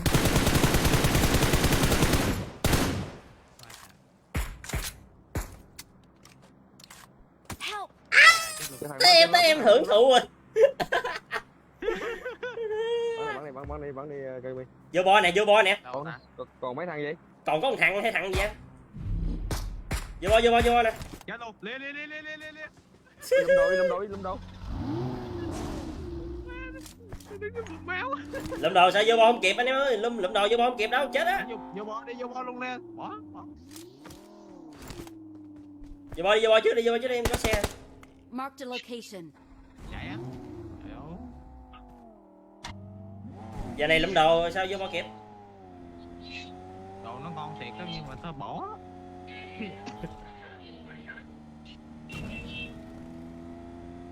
Em hết máu Mày rồi. xui cho thằng bắn hết. Em táp chết luôn. Chết rồi. Vãi cá nổ. Chạy thẳng vô luôn, thẳng vô thánh luôn. Không anh ơi, máu đâu mà ra. Không chạy thẳng vô boy, đừng ghé đây, ở đây không cũng bắn được. Dùng máu chứ đã. Cho anh hủ máu em hết máu rồi nè.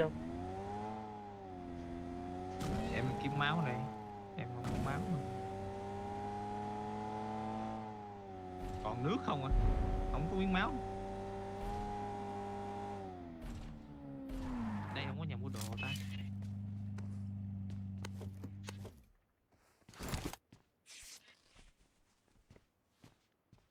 Nè bình máu này anh gì? Giờ anh qua là gió thổi anh cũng chết.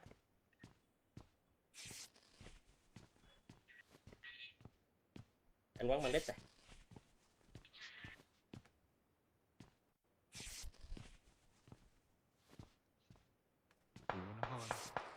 Ý, Marked a gì? location. Gì vậy? đầu là lốp hốt chắc là gì? Đâu rồi, nó rồi. Chết mẹ thằng kia bên đi gồm, thằng cái nhà cao này hướng 40 nè. Marked a location.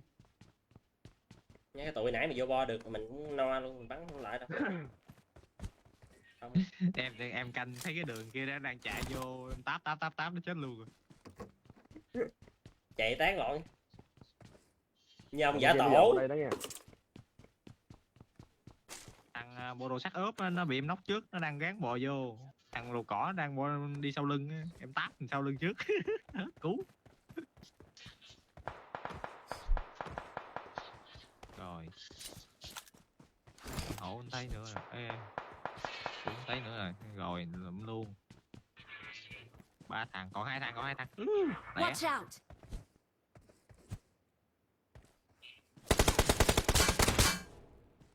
Chỗ anh gì?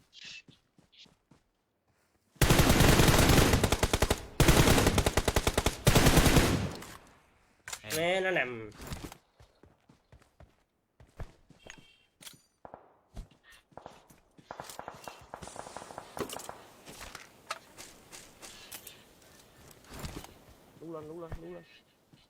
Lú lên con trai.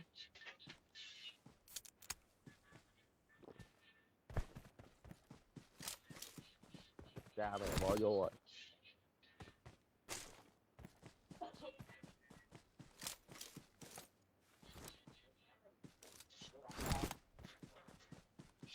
Rồi, bo vô em rồi, ngon. No. Chạy bo nè. Coi nó có xe. Nè, nó chạy sau nhà nè. Nó chạy sau nhà nè. Enemies Đi trái ahead! mình nè. Đây nè. Nóc 2 đấy mù. Rồi đó. Còn một chơi nó luôn đi. Nóc thằng ngay đây nè, bắn Mấy được. chiếc xe, Dán Mark được. the xe tải hư nha. location. Đây, hư rồi. Liền. Một Hỏi chặng. thằng đứng góc. Victory Nể đi. belongs to us. We are number 1. Mấy này mỗi thằng chia ra, mỗi thằng đứng góc.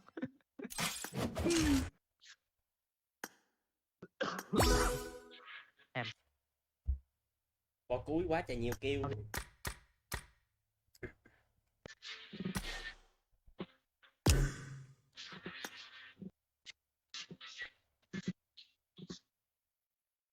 Từ mày chưa lên thủ chưa lên Trần anh. Mới chơi cao thủ 2 à. Trần rồi.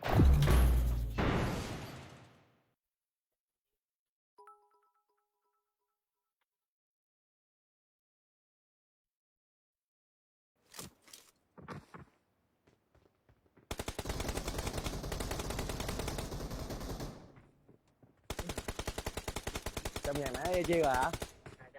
200 hả? Tính còn mua cây hút gì hút?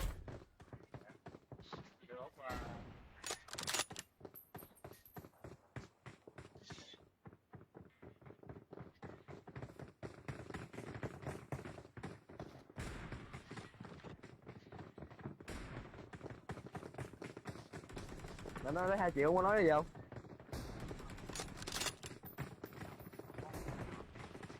Cảm ơn hồi nãy thôi, cảm ơn, đừng cảm ơn, cho cảm ơn thấy lấy thêm triệu nữa.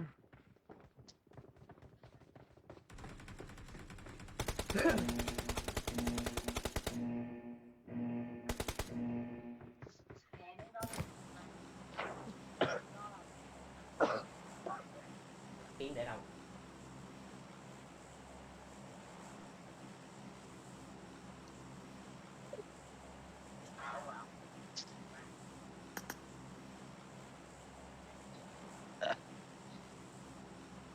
Cả nghe.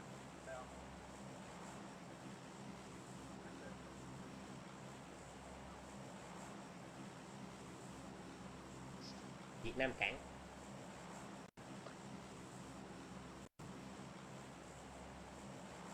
Cái mít tổng nó ồn. Mở lên nó ồn.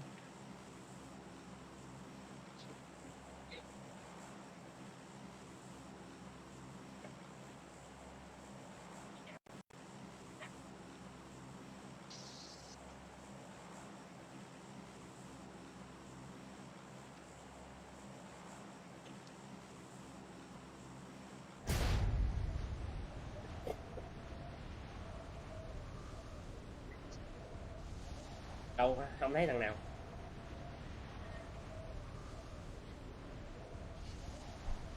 Trên đầu bên kìa, bên phải nè. Hướng 1 giờ nè, thấy không? Không luôn. Vậy là đi nhảy qua bên kia, nhảy xa lắm, nhảy cao lắm. Tách ra đi, khúc này là tách ra được rồi, cái lúc mà bung cái xèo là tách ra được. Ai muốn nút đâu đó là nút.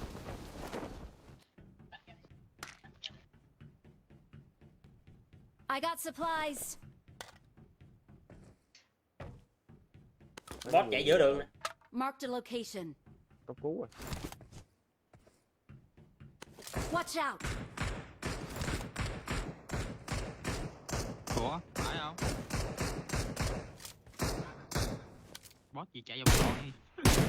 Người dưới trong kho này dưới.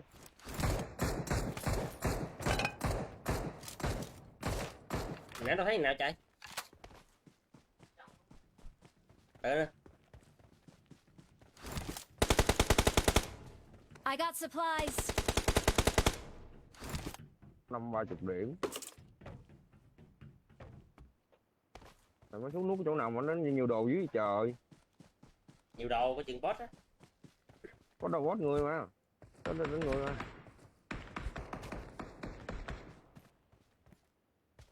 Xong cái mini. Sao cản như này nghèo quá ta.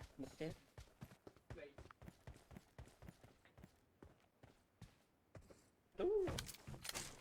I got supplies. I got supplies.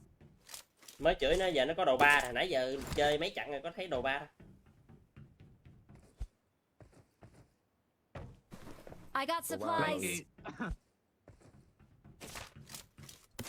có cái túi bio bo nè, lấy không mấy anh? Để đi, đem nhặt để dưới đi. Cất.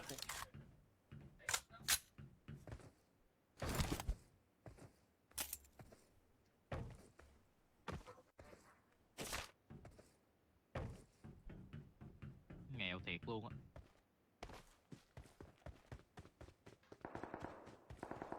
Ở cản bên kia nè. Nghèo ăn.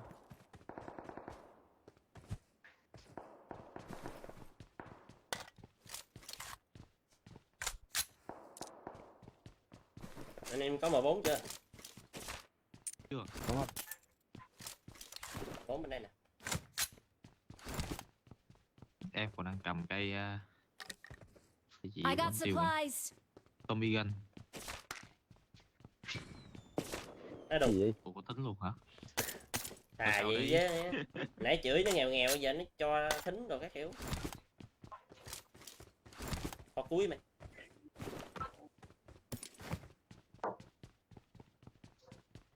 Chỗ súng bắn thính là chơi tại chỗ luôn hả? Khu nhà nó không chơi nghe gì, bỏ rồi đó. Đàn 7 nè anh lấy không? Thấy chưa? I got supplies. Bấm luôn.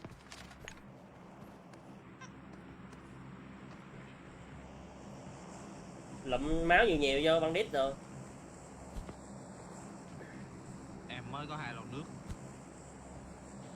I got supplies. Nước rồi ấy, mỗi thứ 4 bình.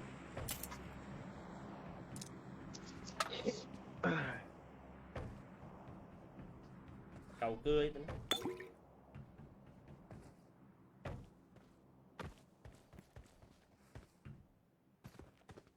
Cấp 3 cấp 4 thì hú anh em.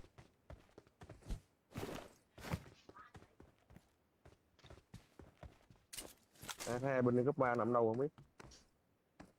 Hả? Đâu Thấy hai đẹp. bên cấp 3 lên không biết nằm đâu. Ông Nè. số 4 á, bình cấp 3 đâu. Thấy chưa? Hay à, hay à. Cho ông số 4 ông bắn thính cho ông lụm độ 3 đi. Mình xin súng. Ai bắn thính thì cho người nó lụm độ 3. Đây nè, số cấp 3 đây. Marked an airdrop. Ổng cũng Kìa, đưa đồ ông cho nhập mình. xong rồi kìa. Lấy mỗi bộ đồ cỏ đó mà. Của 3.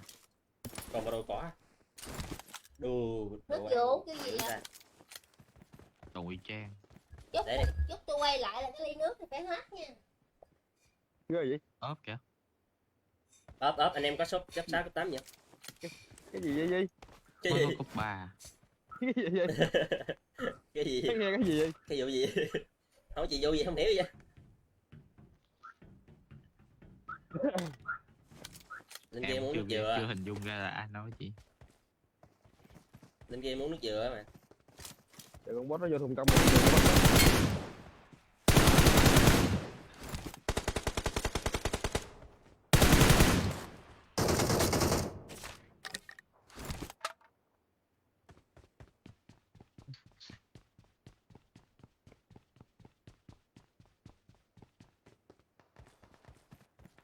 Hết hồn. Watch out! Kêu kêu mày. Cái gì đi vô khu nhà vậy? Vô khu nhà đi vòng vòng mà không có vô. Ta đứng lên núi giờ. Béo dưới trời. Ốp mà không có cớp bắn I got supplies. buồn thế nhỉ. Em mò hồi em ra được có 6 nhóc mà. Tin em đi. Mò đẹp. Gì nữa vậy? Gì nữa Ủa vậy? nữa hả? Gì vậy? Đây. Thôi chị quay lại ăn thính. Vào vậy? Đậu xanh.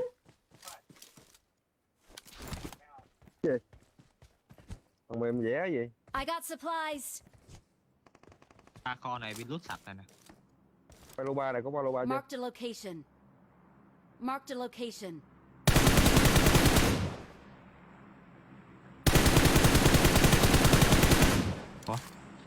Chi bắn anh gì? Anh bắn à.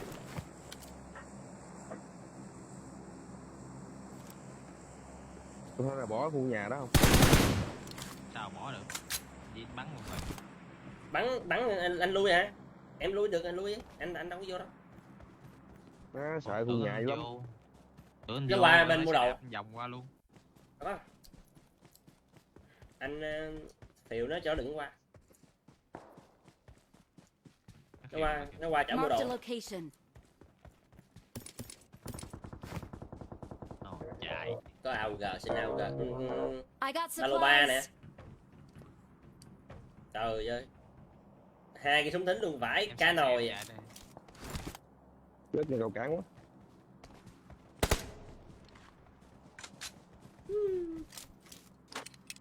Em đi Rồi, kiếm Goya. xe 4 à? Chị Goya kiếm xe 4 nè. Goya kìa cảm ơn. Ai bắn đi em không bắn Goya đâu, Goya nãy bắn mù mắt quá. Cho tôi xin AUG nha. I got supplies. Bán súng nè, bán M4 nè. Em đi kiếm xe 4. Quỳ. Có luôn xe 4 luôn. Còn đúng rồi, UH. 2 chiếc luôn. Mày xe gì chứ mệt ta? Lấy cái dù mình đi vô giữa ô mày ngồi mẹ đi. Đi xe nó mình chủ động được vị trí hơn, lỡ vô bo cái có người mình đi bộ chết. Ồ. Giờ nó trang bị mấy cái rương máu các thứ được quá nhờ. Ủa? Không thay đổi trong lúc chiến đấu á. Được rồi. Nè xe 4 nè mấy anh ơi.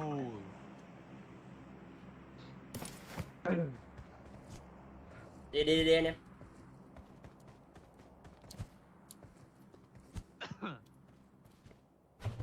Bây giờ em biết để xăng trong cốp xe chưa Kazumi? Hả? Để xăng trong cốp xe em biết vụ đó chưa? Nè. Rồi.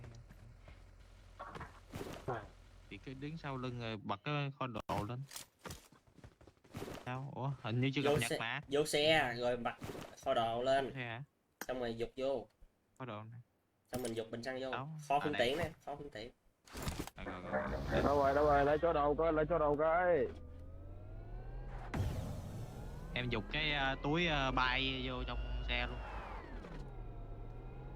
Cái gì vậy? Xin đồ kìa, nó xin đồ mà. Đồ có đồ gì đâu mà xính. Đồ hả? Thấy gì không? Vậy? Lấy cái chảo đó xin Chảo. đồ mà. Gì? Thôi không ơi. Mà chắc mắc luôn của chảo. Còn cái nịt.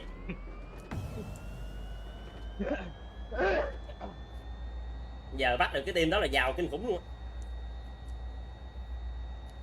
Nó mua đồ hết trơn. Giờ chưa đủ giàu à? Chưa, Nghèo. chưa cốp.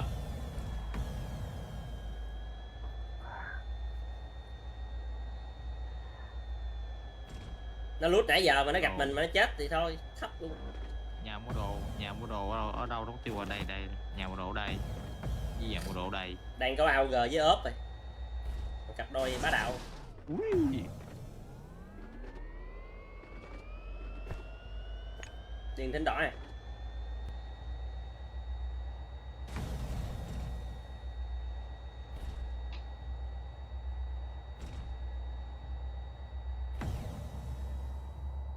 Xa lắm rồi, có 1000 mét. Nên tính ra mình chuyền đồ ở trong xe cũng được đó anh. Nó bắn Bước thính vô lên trong đội luôn xe kìa, thấy xong không rồi kìa? ai cũng lấy đồ lấy máu. Ui, đem xuống.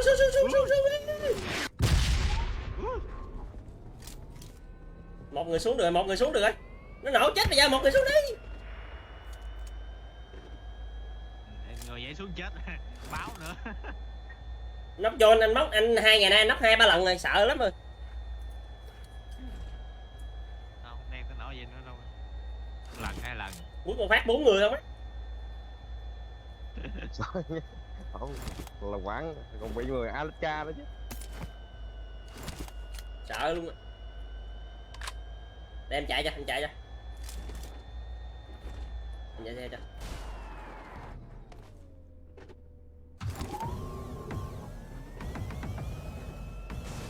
Tính đỏ ở đâu nha? Trước mặt luôn, thẳng luôn.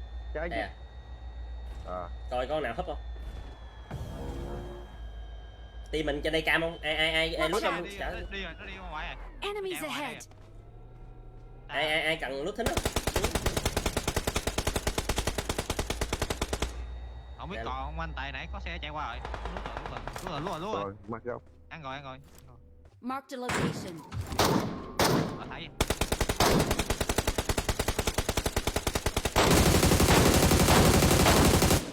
Bot. Không chết kìa. Watch out.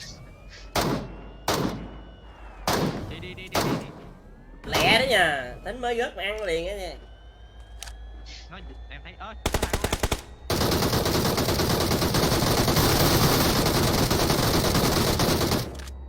Trời ơi, thấy Đúng rồi, lụm đạn cái gì? Hết đạn rồi. Gì mà hết đạn hoài vậy? Bắn dữ lắm. Kìa trên nhà kìa. Đi ngay chân cái xe kìa, thấy không? Leo kìa. ôi nó chạy qua đường kìa, nó chạy qua đường kìa. Nó hết cứu rồi. Bệnh viện trả về rồi đó. Không còn cứu nổi nữa. Lấy xe này Duy, lấy xe qua này Duy. Em thấy xe Enemies chạy qua ahead. sau rồi nè nghe.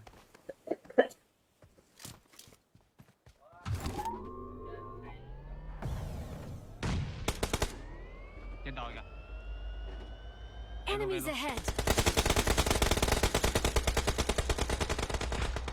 Hai Cứu ba rồi. thằng nằm trên.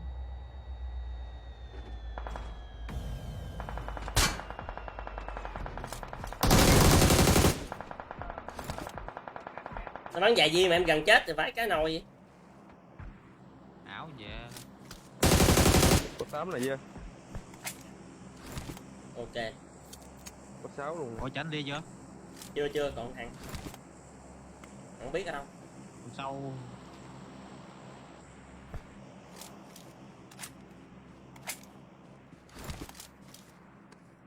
Lụm giống quê gì mà đây ba lô trời. vòng đâu đó lấy xe lượng lờ đâu đó 2 thằng đó, nãy cái đội này 2 thằng. Hai thằng nổ nóc thằng gạt thằng này. Thằng ở đâu á? Nè cấp 8 nè. Cấp 8 nè. Đó. Giàu nè. Xe này full xăng điện tử luôn.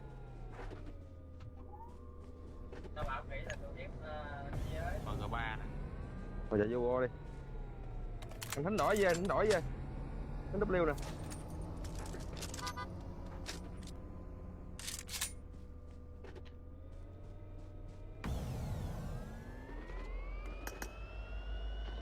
Mới rớt nóng hổi, mời bạn anh nghe.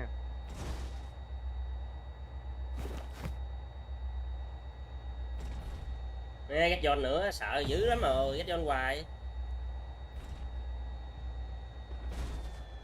Anh vô coi có gì không, há lại nha. Ở xa đi. Rồi Goya. Có Goya hồi bỏ.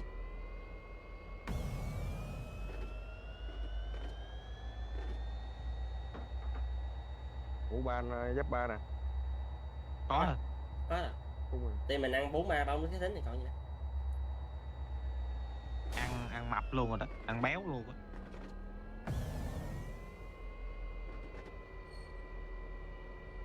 Làm thêm cái thánh trước mặt con kia.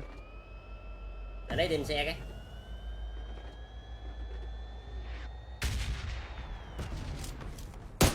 Bom nổ hoài vậy ta.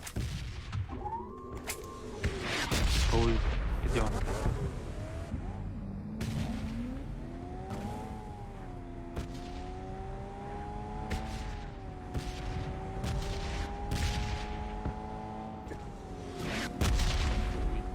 Anh coi còn cái giáp ba. Tính này là tính bắn mà. Làm gì còn cái gì? Tính bắn là không còn cái gì đâu. Cái đạp. Cái tính bắn là nó màu vàng đó, nó không có màu đỏ. Nó có lên khối đâu. Có lên khói mà nó hết, nó tắt khói rồi, lâu dữ rồi, đầu bo rồi.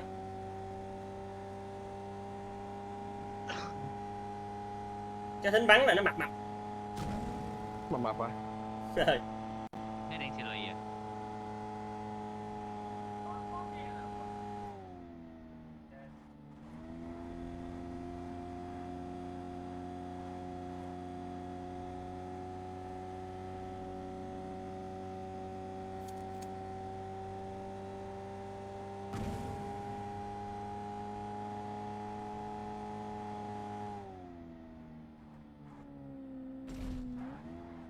Ở dưới trên 2-3 tấn này nè.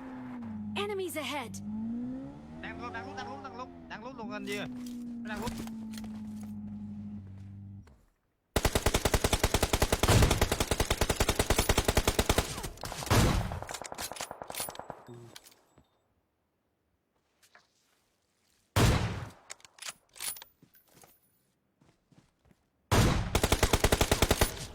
Đấy luôn anh. Ít nhất là 3 thằng em ơi. 3 thằng. Ừ. Đúng rồi đó.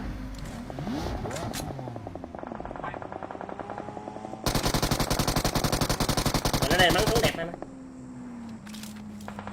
Help.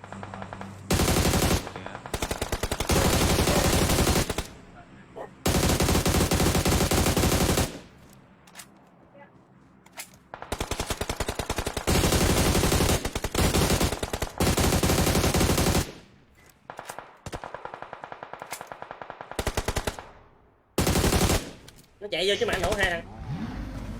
Help.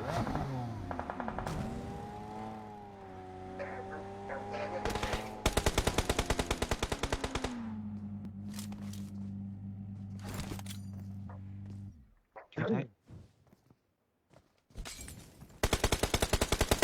Ui. Help. Trời ơi, sao xe. Nó gạt.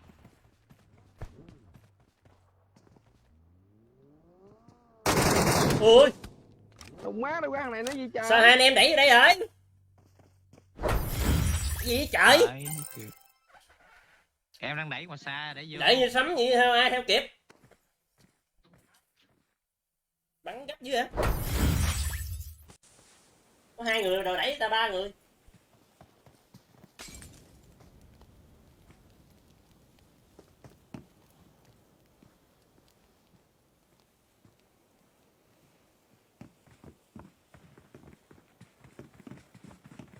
Ổn không ao g chưa bắn được. Đứng đâu ngon rồi, đẩy xuống dưới trời. Nó con thằng Đứng thằng trên đồi bắn đi, nóc gì nào nó nóc, còn 2 đứa rồi đẩy. Bên mắt e chứ không phải limit đâu mà đẩy ghê.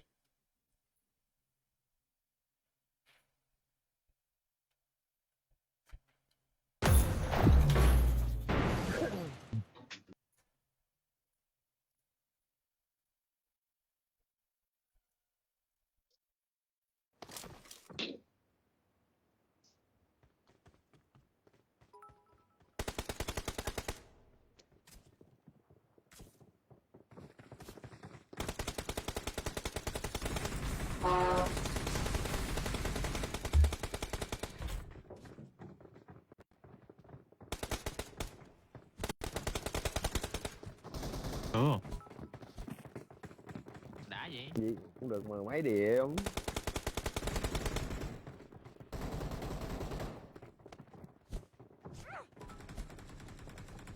Ơi cộng được nhiêu điểm? Mười mấy. Ủa mấy 4 điểm. 4 điểm mà. 4 điểm mà em có bạn nào đâu, toàn ăn mấy boss không. Đây cái gì đây? Chào. Chào.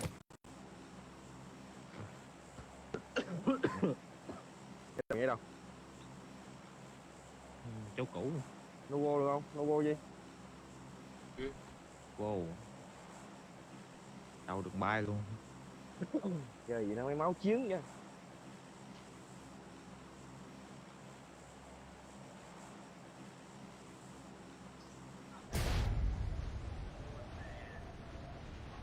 Ôi trời ơi luôn, 1 tem 2 tem. Ui, Nó lạng phải nè, 1 tem nè. 1 tem theo mình luôn. Thế giới này là của mình mà. Theo đi rồi xịt khói. Nó khóc. Nó đâm xuống theo mình luôn nè.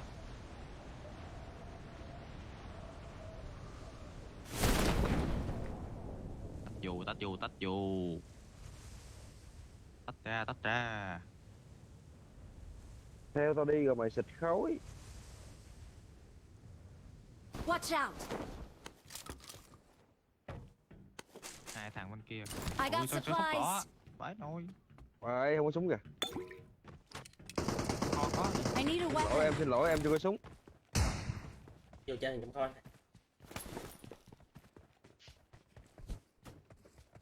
Xin lỗi em chưa có súng. Có giáp. Anh em vô chơi thằng trong kho. Từ từ Chưa có em súng kiếm cái chưa? giáp. Chưa có súng chưa?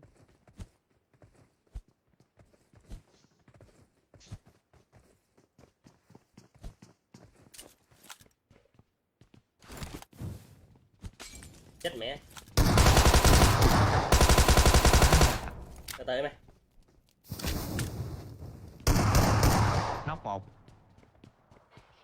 Marked a Không phải đâu. location. Nó nằm phía trước này. Nóc 2. Gì le vậy? Trong đó luôn lấy cấp 1 nè.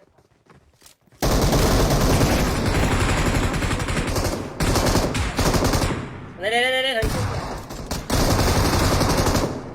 Rồi. Ủa? Một viên sắt nó không chết ta? Thằng kia đẩy đây luôn nha. Bom.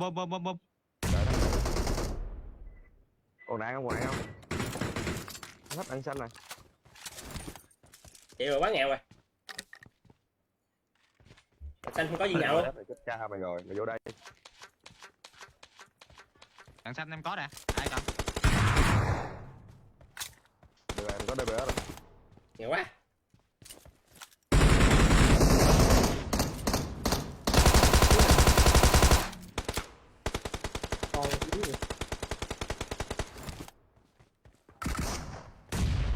Có DBS mày vô đây mày ăn tao. Help! Địch con mẹ nó Ui. nằm kìa Duy ơi. Má DBS bắn mình bắn không được.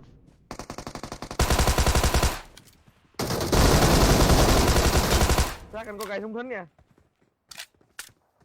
Tôi đừng có đâu. Enemies Má, ahead. con boss đang chấm máu. Nó đang chấm máu, đang bơm máu. Số 4 cui. Bò. Lui về xuống. Trời ơi. Má nó trời, con boss đang bơm máu à. Chắc anh Thôi có cây máu súng thính á.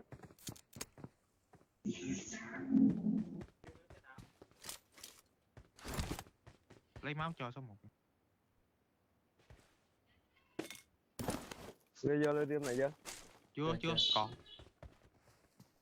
Cây súng thính á. Đồng quá.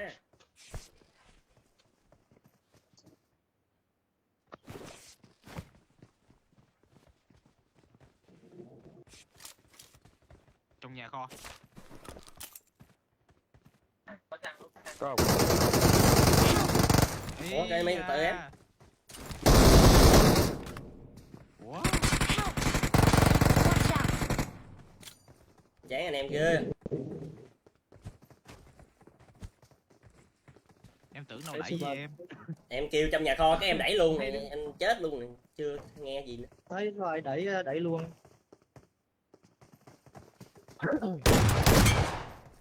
Cho mày chơi trận mới. Cho mày chơi trận mới. Thằng trước mặt luôn. Ơi đứng đấy.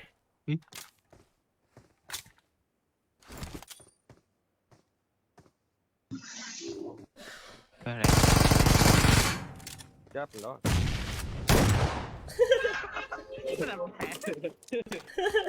Nó phải đợi. Liên đâm đạn. Cay lắm. Thấy trái bom phải chạy luôn, chạy tới luôn. Nhặt súng thính đi bắn luôn đi anh. Chơi luôn. Bo xa quá. Bắn solo SWAT luôn.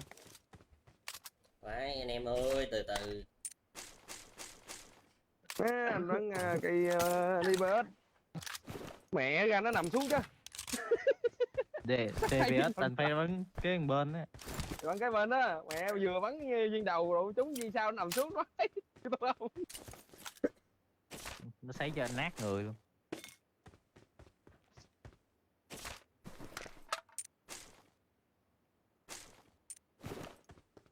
Ở số 4 mà đứng xà bam là mình bò vô là kịp rồi. Đây là Đâu, nãy em tính- trước có Anh đang bò Tính vô nhà cống bam anh đó. 4 thằng luôn sao Em bam gì tính nhà nổi. bam cho anh mà nó quẹt em cái em chấm máu luôn em mới lú đầu vô chứ. Chưa kịp nhìn em tính bam rồi đó. Nó quẹt em cái em chắc máu luôn. Vừa bơm máu xong luôn.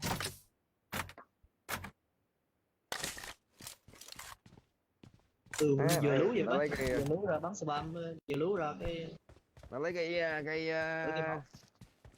mà 249 sấy là chết cụ đó, má nó thiệt tình nó nằm. Nãy đang có cái bờ cong đang ngon anh chạy ra giữa đường chóc đấy. Trống quá, phải gì gần cái thùng cong em bò lại từ từ lại em cứu được, em cũng đang cầm DPS.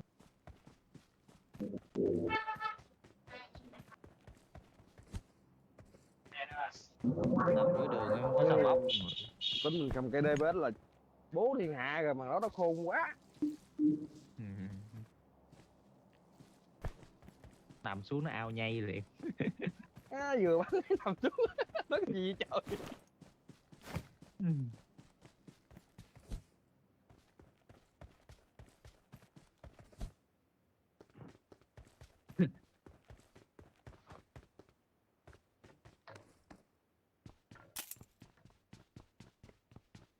Chắc giờ anh gạo bây giờ kiếm tiền nuôi vợ rồi. Hôm bữa chơi nhiều quá bây giờ Hết chơi game rồi. Quá buồn luôn. Chắc đợt cậy Chí Tôn với anh á gì đó. Ừ. Cậy tới sáng. Gạo lớn tuổi rồi nhìn cái mặt cũng cứng cứng nè. Lớn hơn em. Quá rồi. Lớn mấy tuổi? Lớn mấy tuổi? Lớn có mấy tuổi vậy? Ừ, mấy tuổi à? Mấy tuổi gì nhỏ hơn anh à? Ừ, nhỏ hơn anh. Nhỏ cỡ chắc ngang tuổi anh Hổ. Hổ nhỏ hơn anh 4 tuổi á. Chắc tầm tuổi anh Hổ.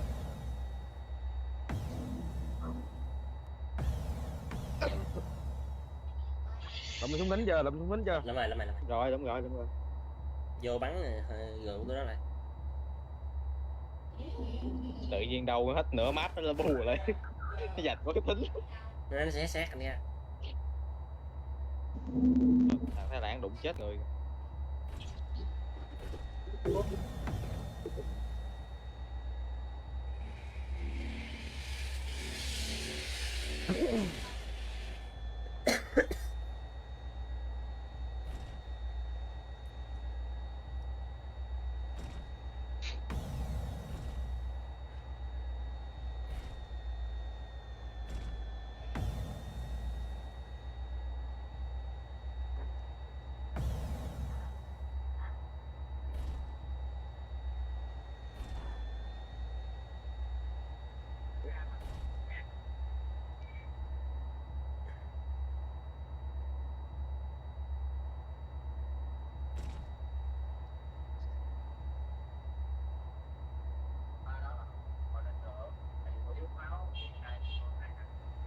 vô vô giữa bò bắn yến thánh luôn nó sợ. Nè gần đường bay nè, em vô gần đường bay mà. Bắn xong rồi đi núp để cho nó tìm khách tới bắn nhau.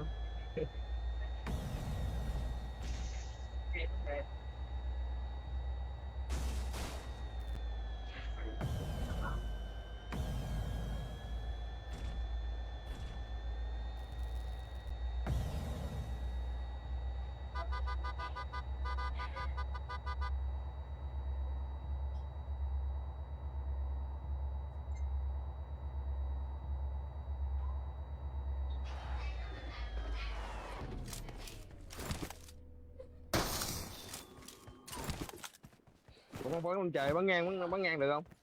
Không biết nữa. Được. Bắn lên trời đi. Bắn lên Cho trời nó đi. cái ăn à. Cho nó chắc ăn. Bắn ngang thì kiếm luôn hết mất tiêu luôn. Bắn ngang thì nó nhìn thấy nguyên đường thẳng.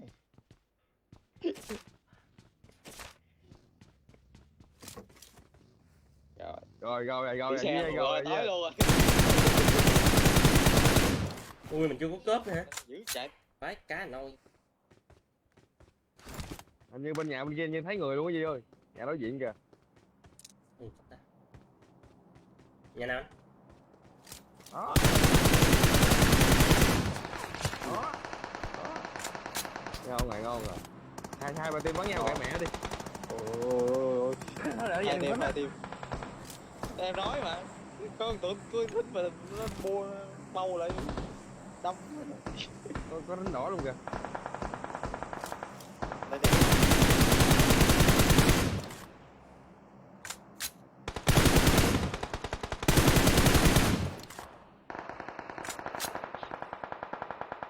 À mẹ nó đông.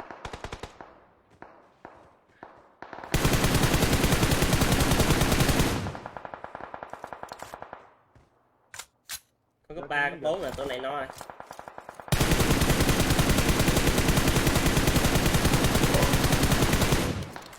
Mù con mắt luôn. Nó nằm mất tiêu rồi không thấy. Thằng nào bắn chết rồi. Bót. Thịt thối không thấy hả? Thấm xuống kìa. Trời ơi. Ác vậy sao? Cái thính gì sao lớn? Nãy bắn bên đây mà ta. Không được. Đụng xong lấy Tesla giọt.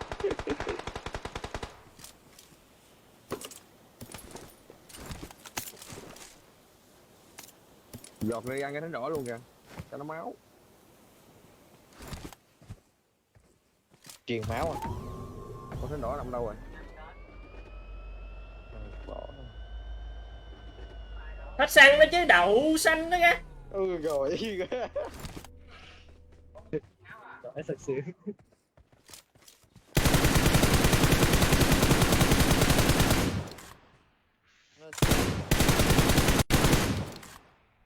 Mấy nẻ nằm không.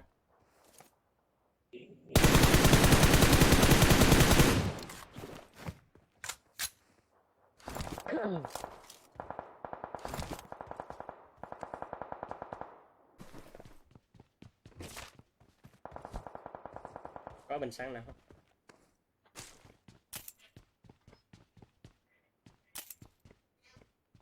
Ghê lúc không cần nó nhóc. Cái cần chứ không có đâu.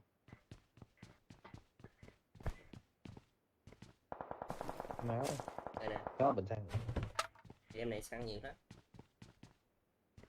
Ngồi lên xe bơm xăng.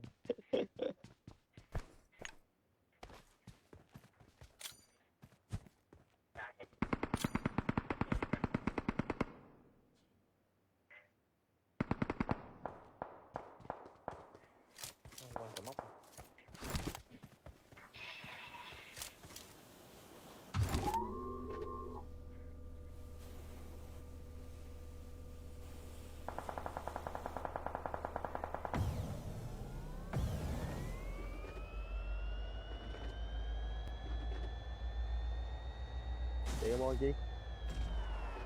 Đi vòng á. Bắn lẹ cho anh em chơi nè.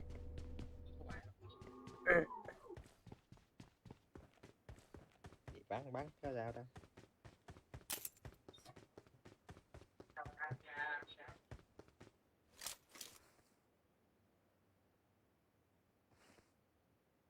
chưa đi luôn. Ngồi lút đồ.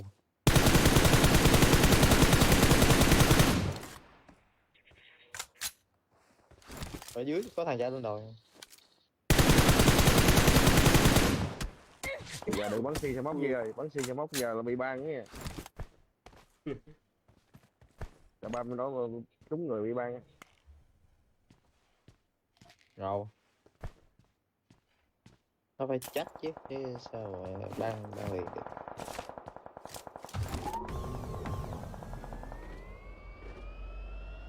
Rồi có xe đậu đây.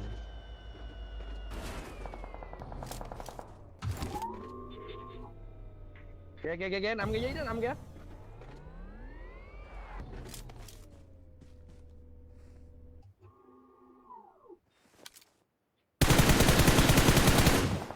Ủa trả kìa. Biết luôn rồi, nó thấy rồi. Hai tim.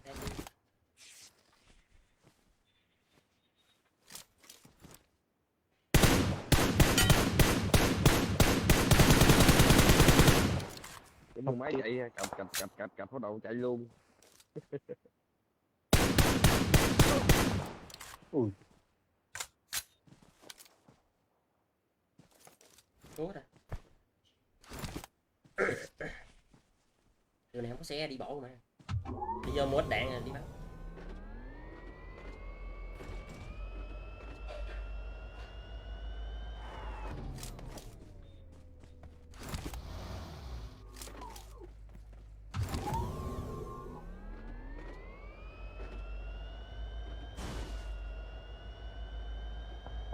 Nó tại thính của em không mà tụi nó chết nhóc.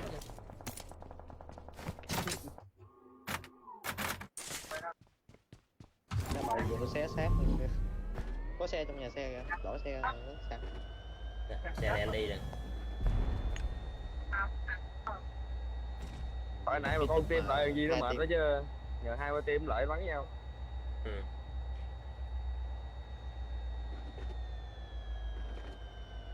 Chắc nó không chạy bộ. Kìa thấy chưa? Đâu rồi? Sau lưng á, mới lên đồi á.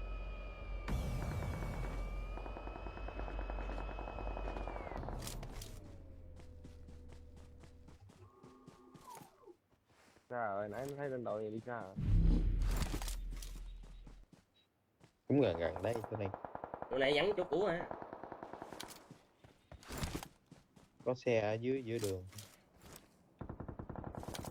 Nó vẫn còn bắn nhau kìa lại. Đồ này kiên cố. Bắn nhau bộ này nữa là xong luôn.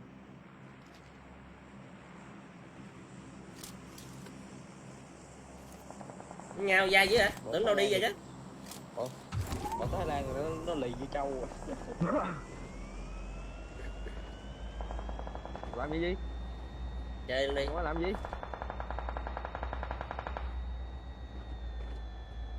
Dán vô cũ gì mà. Thằng bên trái kìa thấy chưa?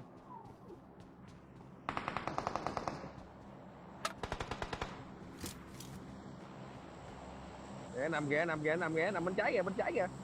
Đối diện gốc cây luôn. Đâu? Gốc cây nào á? Bên trái chút xíu đỡ liêu á.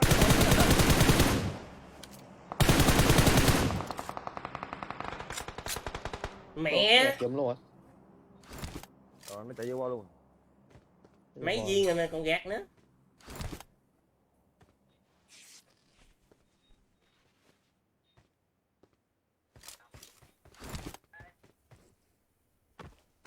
Vô bo luôn. Đập xanh. Ồ. Cái bo chỉ cái chỗ này nữa ác vậy. Wari. Cái đậu xanh nó đâu đây nữa gì? Biết thì lét. Còn đúng một thằng tem này luôn. Hai thằng hai bên. Ngồi đây nãy giờ ngồi hoài luôn nè, không đi luôn, mày sợ.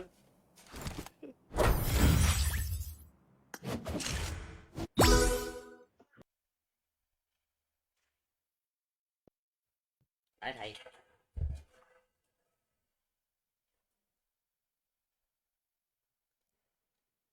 Bắn chai lì vậy sao?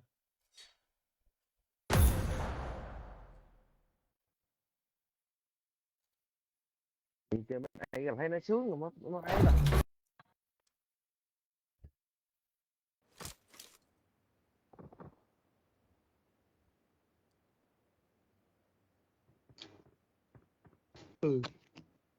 Trời ơi sương mù nữa. chạy đi top 1 của mình đó.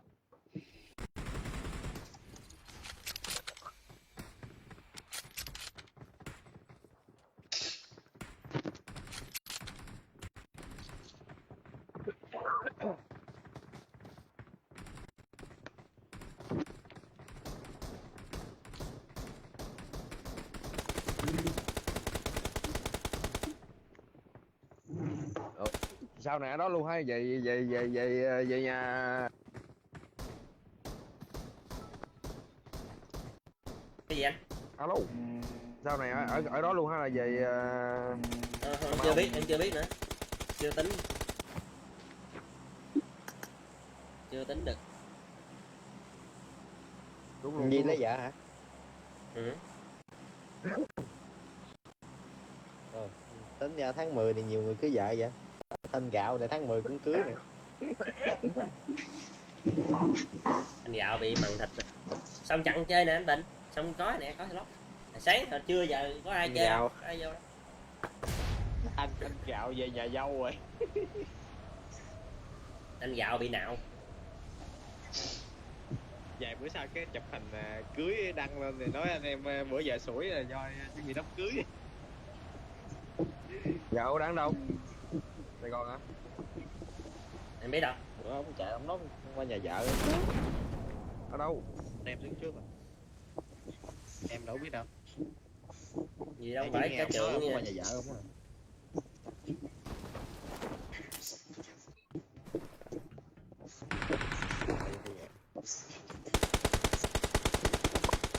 Top 1.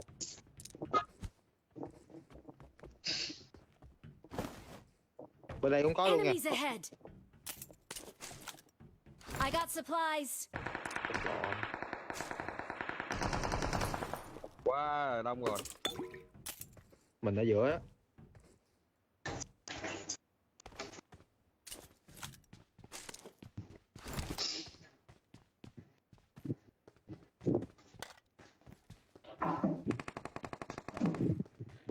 Hai k 14 nè.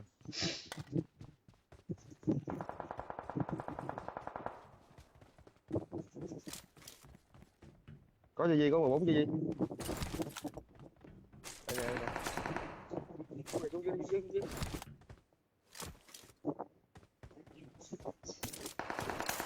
Nè đạn 7 nè.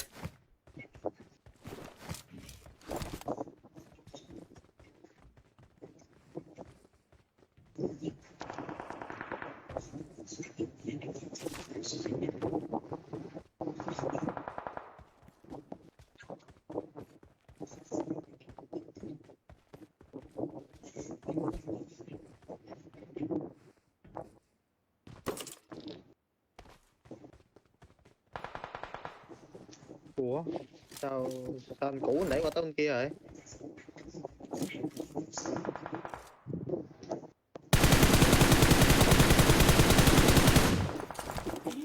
Nóc được rồi. Qua bên ổng nè.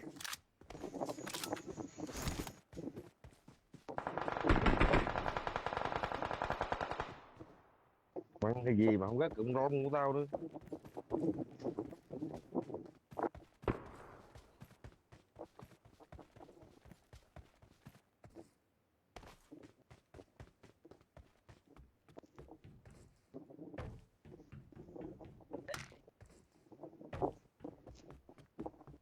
Mày còn thằng chưa biết đâu nha. Nó cứu cái thằng nãy trong nhà anh nóc rồi đó anh Di rồi. Chưa nóc, anh chưa nóc. Ủa? Nãy cho nóc nhà thấy nóc gì mà. Chưa. Nó mặc đồ đồ sắc ướp, nó né ghê quá. Bên khu nhà này chưa? Bắn nhau nè. Ừ, anh thấy. Đang kiếm thêm đạn 5 mà không thấy.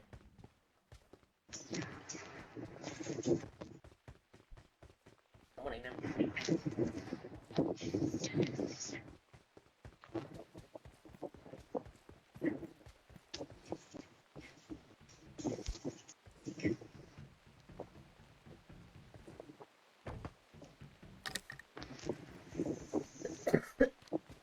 Nên là mấy nhà nhiều lắm á nha. đâu đâu nó bên đây nè, bên đây nè. Marked a Mới chạy qua đây location. nè. Cái thằng xác ướp á.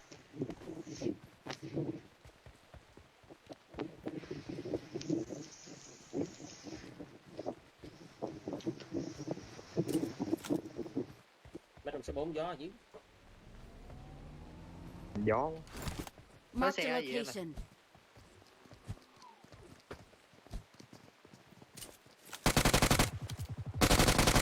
Luôn là gì ơi. Luôn luôn luôn. Nóc rồi, nóc rồi. Rồi nóc luôn, nóc luôn. Tóc à. Yếu rồi.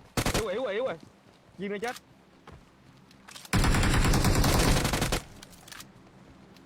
Để vô đây vô. Ê, hay. Cắt ướp đi chúng tôi. Kêu lui Di ơi, mà thấy bắn thằng kia nóc tiêu. Nó nhảy ra anh bắn luôn chứ.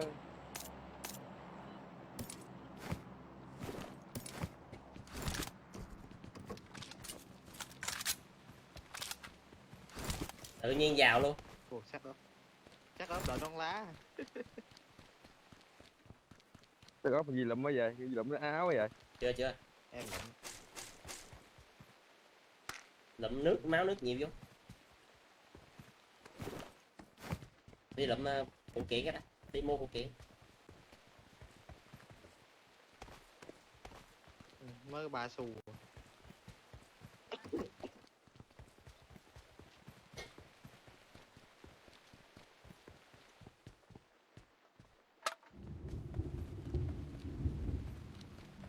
Ông số 4 ông làm gì mà ông lướt xa dưới vậy ông?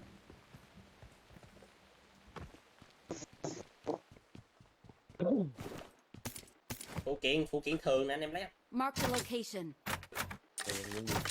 13 xu nè, anh em lấy không? Lấy. Nè vô đây. Marked a location. Cấp 4 luôn nè. Quá trời em đây nè. Em đi kiếm đạn, hết đạn rồi.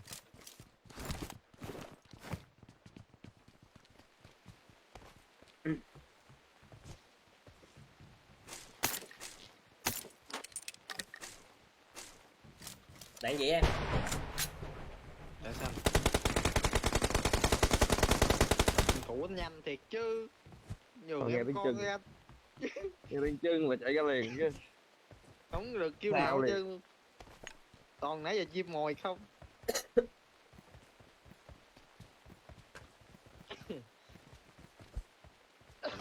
Sao bên đây ai cũng ho chứ gì? Vãi nội. Bệnh không gài. Đầu. Em bệnh. Bệnh vậy. Mua 4 ngày thuốc rồi đó. Bên đây ai cũng bệnh nhưng Hết chai Sigo luôn. Mùa này vô mùa hay sao á này?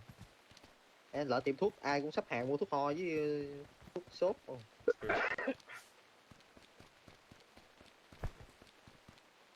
Không văng lá phổi ở ngoài. let's go.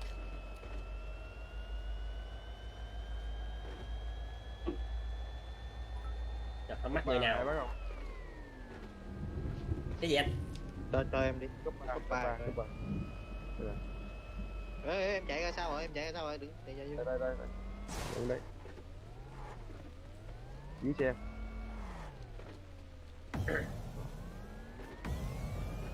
À bắn cốc bố không? Em không bắn được cốc bố. Có 4 phải là full phụ kiện xịn nó mới bắn được. Nó đã giật. Cốc bố giờ em thấy bắn ngon một cốc 3. 4 giờ bắn chán rồi. Xe. Các bạn. Ở trên đồi bên phải gì bên phải. Chơi nó.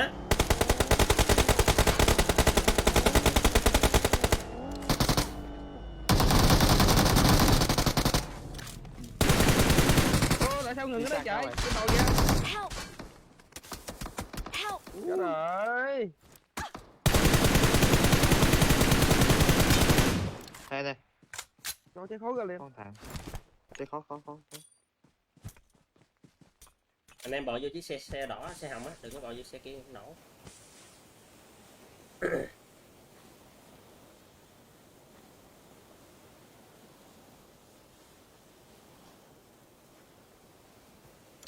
Máu lên đi. Máu lên đi rồi làm gì Cái làm. này nó không có cái khiên ha. Cái này có cái khiên trong chế độ cũ là ngon.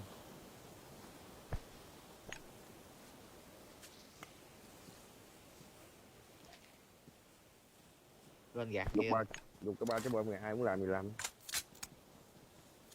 mình thiếu đạn. Anh em tránh xa sẽ ra nổ giờ.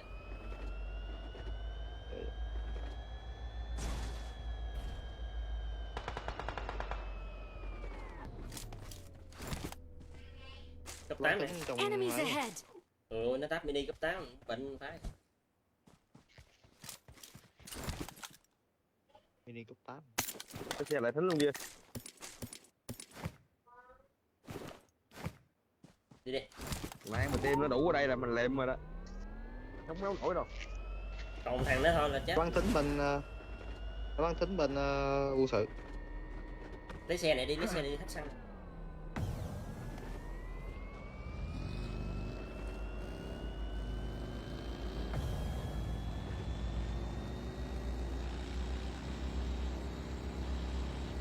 Ngoài cậu có người không chạy? Chạy đi, chạy Đi. vô bên thính đi. Ui, Đổ xe kìa. Vẫn phải đi xe này hơn. Xe này nó không hết xăng, nó ít hết xăng lắm. Tôi bắn 7 cái bánh đi. Ba bể ba. nó bắn đâu ta?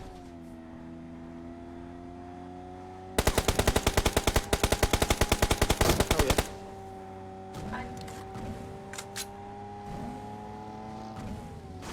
Ui, vậy? Mình 250, 250, 245. Không thấy đường luôn. Trắng tươi à. 245 trên đồi.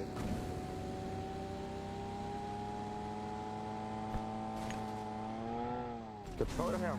Đừng thả anh đây gì thả anh đây. Có giữa đường luôn hả? Đó rồi. Nghe chỗ thính á. Bọc vào lấy xe bọc. Đem lấy xe. Bọc người ra cao tính đi.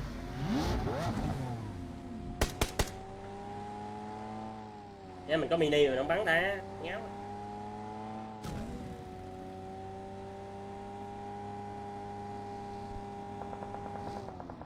Ui.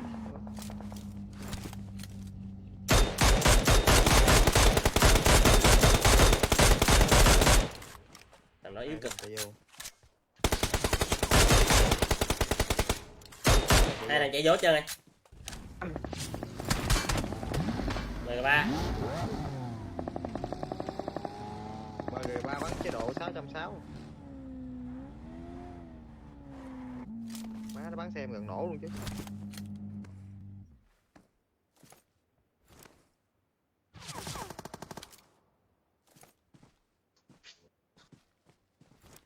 Nhà này. Marked a location.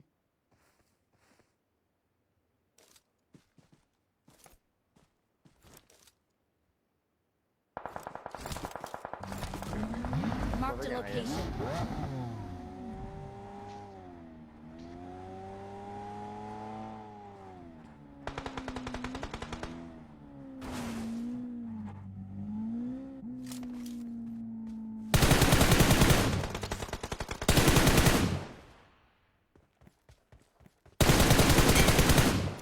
Hả? Ủa, nằm đây hả?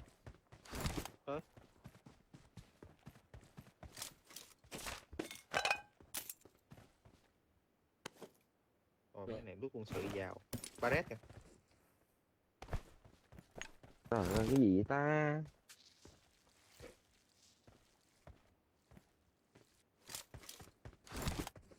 Có 4 giật tung chảo.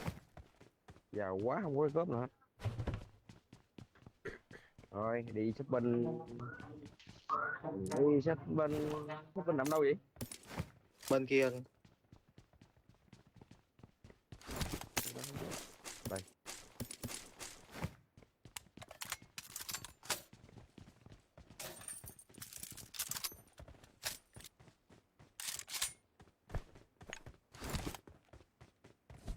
Ủa, em nhặt cái X8 qua này nè. lấy Có đi gì hả? anh bỏ kia đi. À.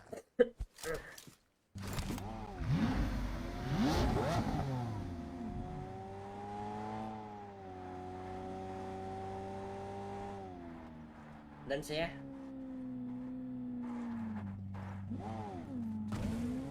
Em chạy rồi kiếm xe em bị bắn nổ. 8 quả rồi đó, hết trừ điểm rồi đó. Bắn tới đây rồi dễ tớp mà. Đi mua gì không? Em vẫn không Rồi. em vẫn không Em kêu. có. Phải tôi. Dư 18 xu. Viên 26 xu này mua gì không? Anh mua nón 3 chưa? Có là phun rồi mà. Gì Đồ cầm đi. cái giáp 3 chưa có. Mua giáp ba quan trọng. Giáp 3 còn có 26 xu sao mua? 4 xu nữa. Bỏ đi. Trời ơi nó vứt đồ trên đây. Lụm xu Phải đi. nồi. Có 18 xu nè.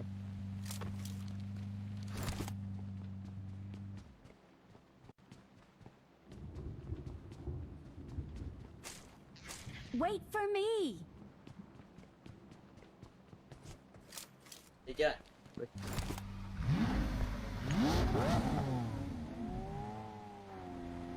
Đi ra chặn cầu anh em. Giữa bo luôn. Giữa bo luôn. Đi chặn cầu ra cho mi đi. Không biết ra tới gần cầu không?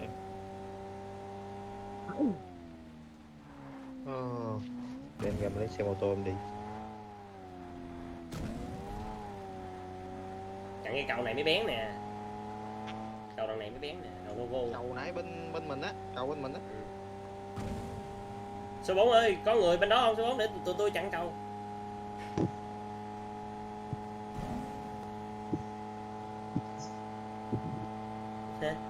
Ông mít ông gió không trả lời mình luôn.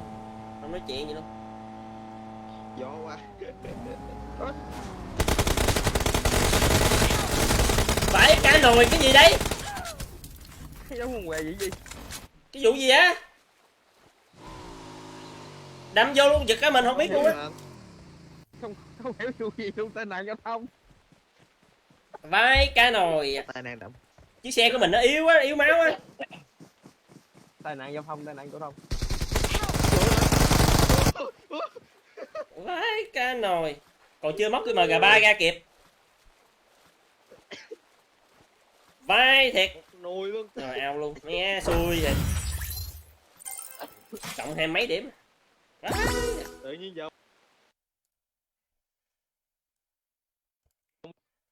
Sợ thiệt. đâu ra chạy. Tai nạn giao thông. Đang chạy đi định chặn cầu. Nghe hỏi ông số 4. Xe gì không nghe chạy, không nghe tiếng luôn á. Ừ, không nghe tiếng được. chặn cầu mà giờ nó chặn mình luôn. Thay vì chặn cầu nó chặn mình luôn. Vai thiệt. Giờ dạo rồi tới đâu nghe đụng vô đâu mà.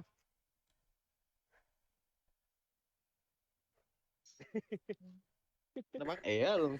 Nó như xe nó chạy không nghe tiếng. Nhìn thấy là đâm vô nó luôn.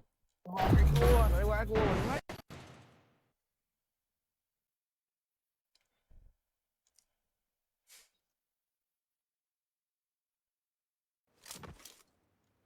Tại vì đi sai đường, đi là trái phải rồi. Nó chạy đúng đường. Xe mình nó nhanh nổ quá. Nãy ra tay.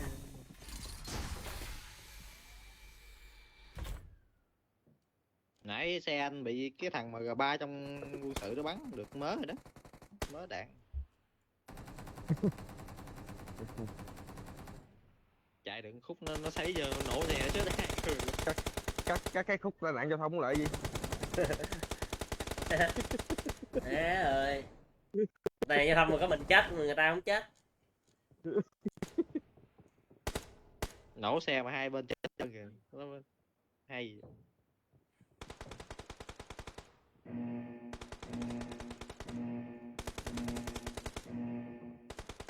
Mới mùa cấp 6 chưa kịp bắn nữa. Em cũng kịp làm gì đâu. Cản Chưa luôn, kịp đầu làm đường bay luôn. Anh Bình hỏi slot rồi không thấy gửi ID gì trên anh Bình. Không thấy gửi ID, không thấy comment gì hết trơn. Đi ngay cái cua phất đâu thấy xe đâu. Phải chạy trên đồi, nó sai rồi đấy. Đó ôm ngay cua luôn. Đây ôm cua sắn thẳng vô xe đó luôn, không có thấy luôn. Ba thằng sấy nổ xe luôn. Mà chiếc xe đó xe giống như xe kia đó, xe đó im gu chạy tiếng mà. Tesla. Xe màu hồng á. Rồi Tesla, chiếc Tesla. Tiếng nó chạy sau lưng mình cũng không hay. Rồi xe cái gì thì cái bô nó ồn nữa. Nghe đéo Nè, niệm. Một tem ngay ba kho luôn. Enemies ahead.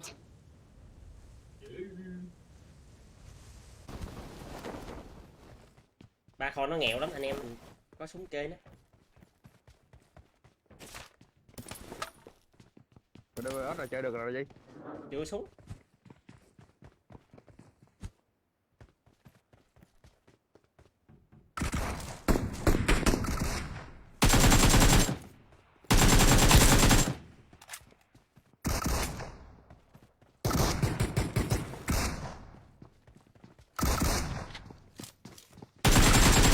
I got supplies. 50 điểm. 50 điểm. Em nốt thằng này qua này nè nó. I got supplies. Cái qua tung công rồi đó. Tung công ngoài á. Nó gặp cái này sợ nó nằm quá. Vẫn như chừng chút xíu.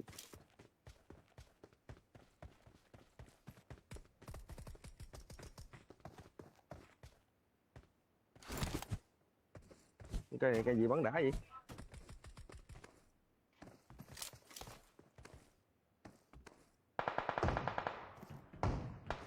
Trước mặt anh này Duy, trước mặt anh Duy, bắt này Duy ơi. Ừ. Cái thẳng vô.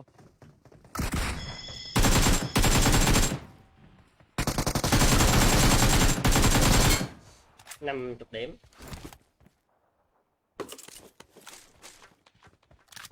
Team này 50 điểm rồi. Cái này bắn này gì đấy, cái này bắn luôn ta. Cái này bắn đạn. Ủa cây còn có cái nhắm sẵn này bắn đạn gì gì? Cái nhắm là đạn 7. Bảy lụm nó bảy nó đâu lên đâu? Cái nhắm gì nhá, cái nhắm tên gì? Cái này VSS gì nè. Rồi đó, thôi đừng bắn cái đó. Dạ. Sao vậy? Bắn đạn nó ghê, tự bắn. Bắn đầu chặn thôi. Đạn nó ghê đó anh bắn thử coi. Giả lắm, bắn cây M4 đồ bình thường. I got supplies.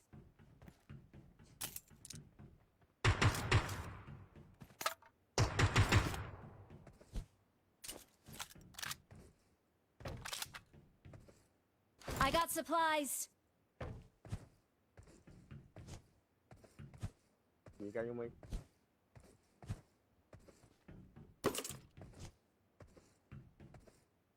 Đúng á. Công đi lụm được cái cấp 4 nữa. Đi hơn Chỗ em nó hơi chỗ em nó báo cháy nó hơi ồn.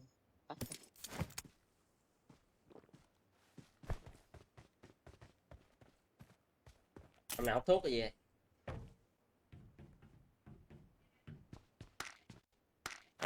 Thằng nào nó hút vép hay gì đâu nhà vệ sinh cái báo cháy nó đi.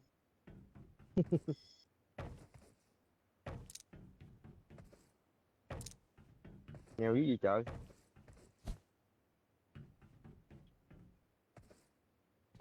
Giờ muốn lựa cấp 4 cấp 6 cho lựa nè. Cục sao, cục sao.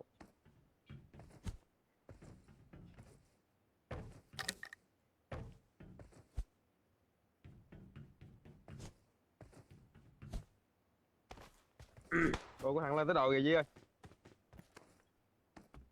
Đây, Marked a location. nè cấp 6 nè.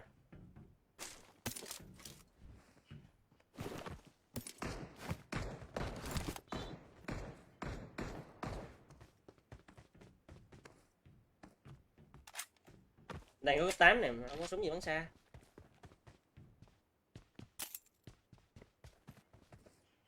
Nó dòm nó ngồi anh đổi dòm.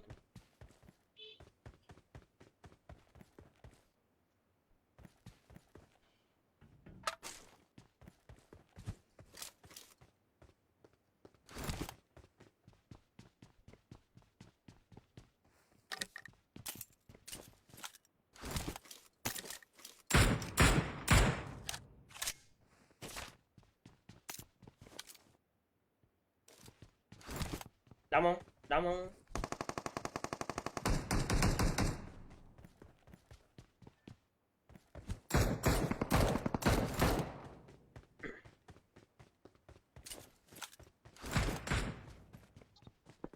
Enemies ahead. Thằng cái này trên đồi 3 con thằng gì. Đừng có hú gọi nữa đó. Anh em dòm em lên em nét. Không gặp được đâu, đông lắm.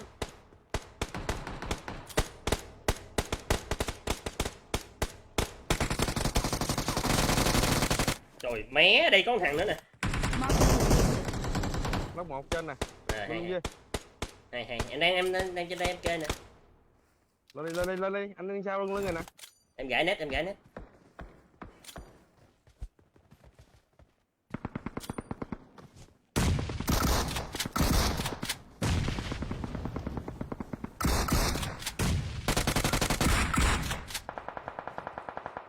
Thằng rất dữ.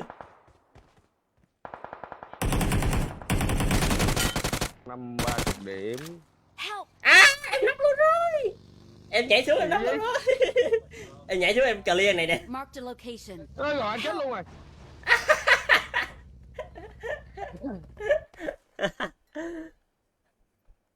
Vãi. Vãi cách thôi. Mẹ tính là giật cái thấp mà nhảy xuống sao dưới dưới. Em cũng không biết sao em nóc luôn.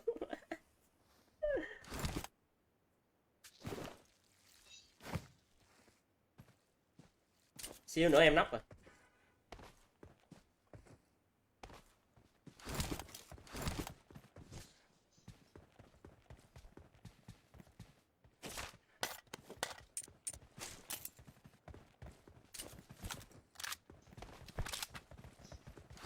Đây sao lên? Con đường bên đây nè. Được, I got lên đây được. supplies. Lên được.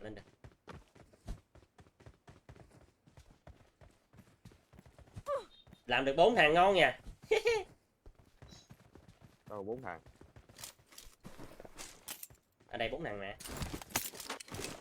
Anh thằng gì? Ý là anh em mình làm 4 thằng.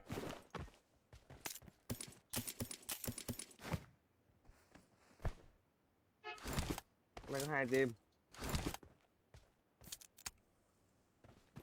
Leo lên đường đá này trên sát còn được cái nè.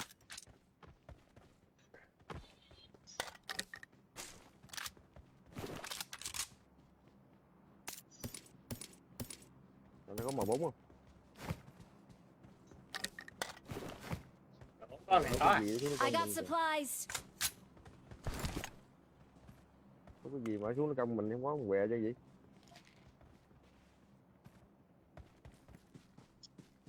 Báo trái nó ồn quá. Đi mua đồ.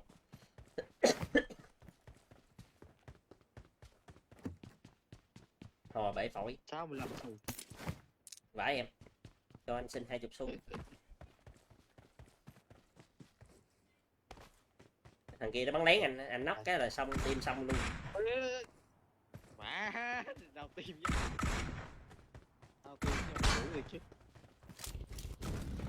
Đi mua đồ em ơi. Để đây có xe nè. Marked a location. Em qua trước đi lên dưới con. Chạy luôn. Đi qua mua đồ đi. Không có xe. Chứ đâu ra vậy trời. Vô nha. Trời ơi, chạy mà gì? Chết rồi ơi.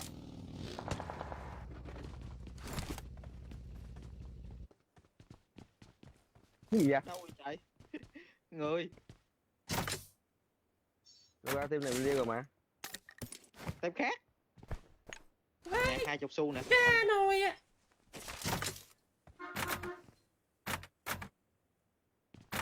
Đâu ra vậy chạy?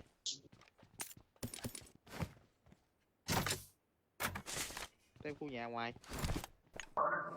Ừ, thấy có một thằng sấy à. Ừ, có con thằng thiệt. Nó lướt dạo quá ta. Ơi. I got supplies. Kìa nó bắn rồi.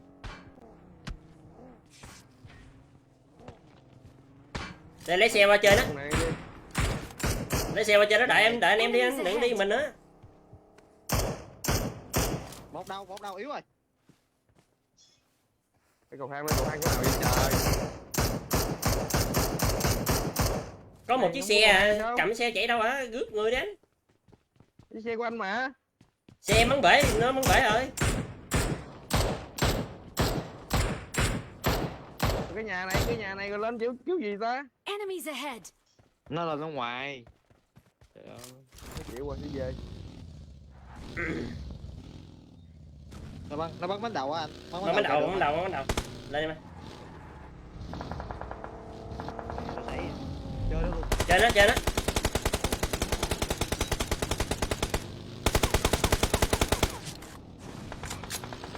Có người em ơi, đông lắm em ơi, sau lưng mình có người nữa. Rồi gắt rồi. Rồi được. Số lưng. Rồi ok. Cứu đi. 50 điểm. Cái nhà cao á. Á nó trời. 50 điểm. Cái gì vậy? Ui, tỉnh rồi mà. Tỉnh đâu? Xỉu rồi, tỉnh gì nữa. Xỉu mấy lần này tỉnh nữa. Đi bánh chơi nữa nè, lên máu đi. Từ để lấy cái mà 4 cái.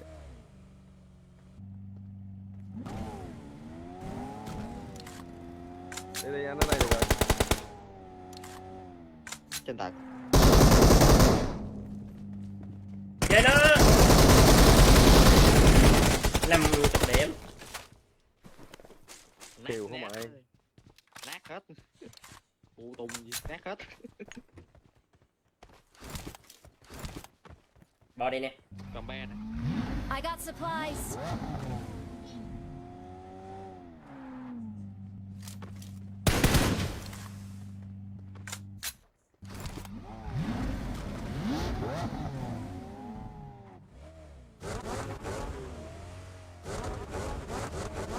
Marked a location.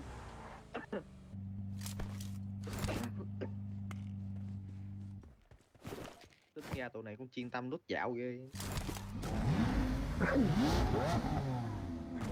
Anh chặt cua cả đó mà nó còn sấy em gớt nữa. Thì đó, nó thấy em ngụm luôn. Đạn tụi này thì đạn gì á, đạn keo 52. Chặt cái cua đó mà gớt hết người. Thằng kia nó nhảy xuống nó chơi em luôn mà bị anh bắn thôi. Chứ không là em bị nó gạt rồi đó.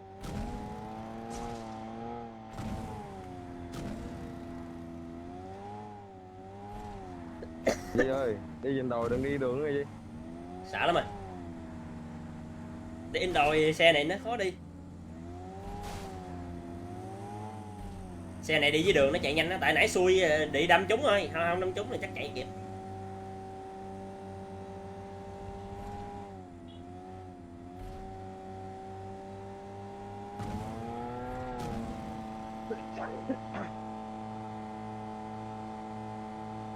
Bên phải kìa. Đâu? Phải nữa. Cái gì?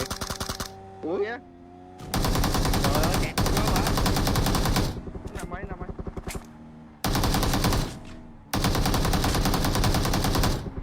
Rồi yếu lắm rồi. Chưa thấy.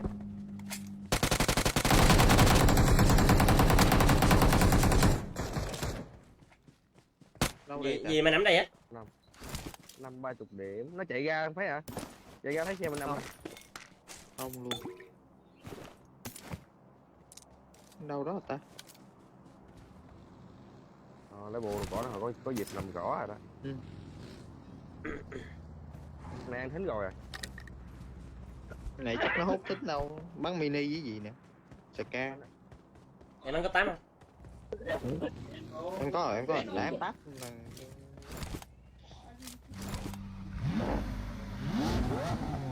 Rồi đi. Đi qua bên kia lấy cái xe luôn nè. 30 điểm.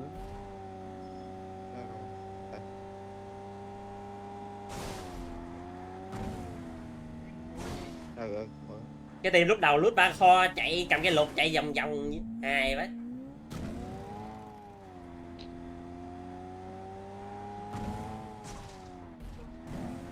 cái ba kho bất lực lắm, nhiều khi đồ giàu không nói còn đồ nghèo cái bất lực lắm. Bây Dính giờ trống luôn. biết sao.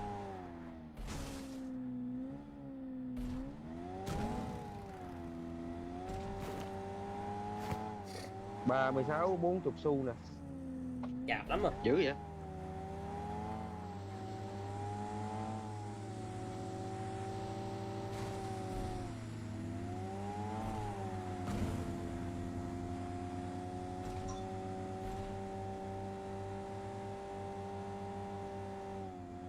Hết xăng rồi, hết xăng rồi. Marked a location. Marked a location. Ngoài đường kia chứ. Tao thấy. Bởi đâu. Trong nhà có nha. Trong nhà có nha, nhà có nha. Enemies Hai bạn. ahead.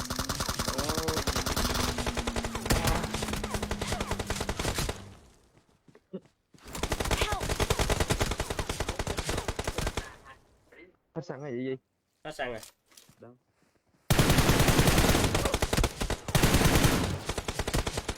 Trên nhà bắn đau lắm. Hai luôn. Tái thì chứ. Mở góc bên phải kìa, bắn mở góc kìa.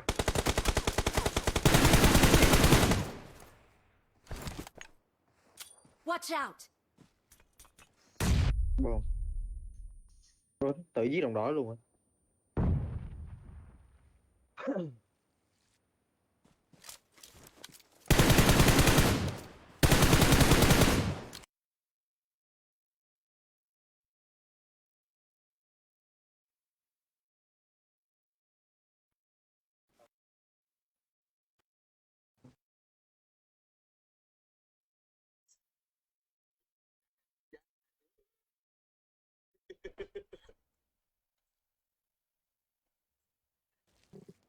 Hết xăng rồi. Nãy anh ngồi vô đây đừng ngon. Hết xăng. Bạn bắn nhau giữa đồng rồi sao có dám nhảy đâu. Qua xà móc luôn. Cảm ơn.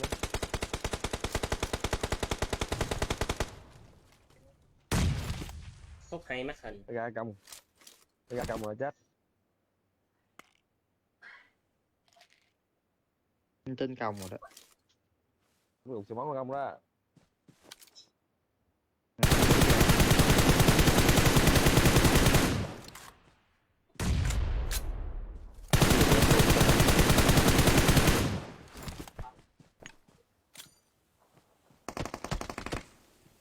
Không có gì. Trên nhà.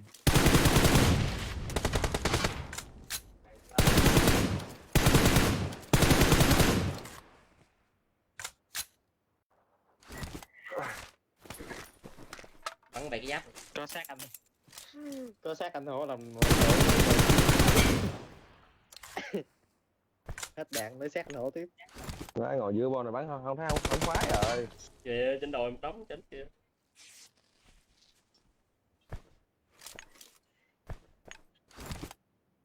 Trên nhà.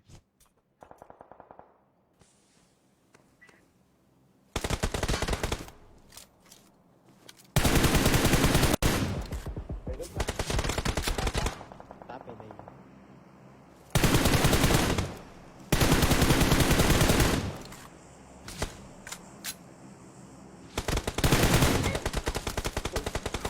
Đau dữ rồi ta.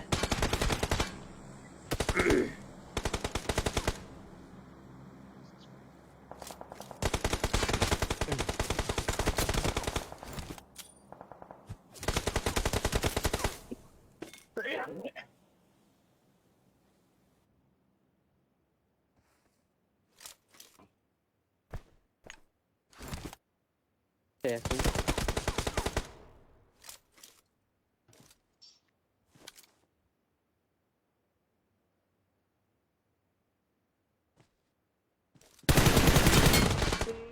Hai mà.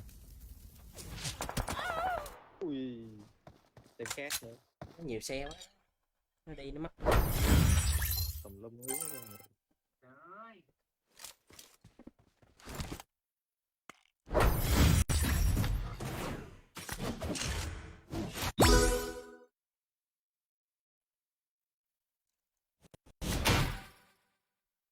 Nghỉ anh em, tối chơi. Rồi. Ăn cơm tối chơi nha. Ok.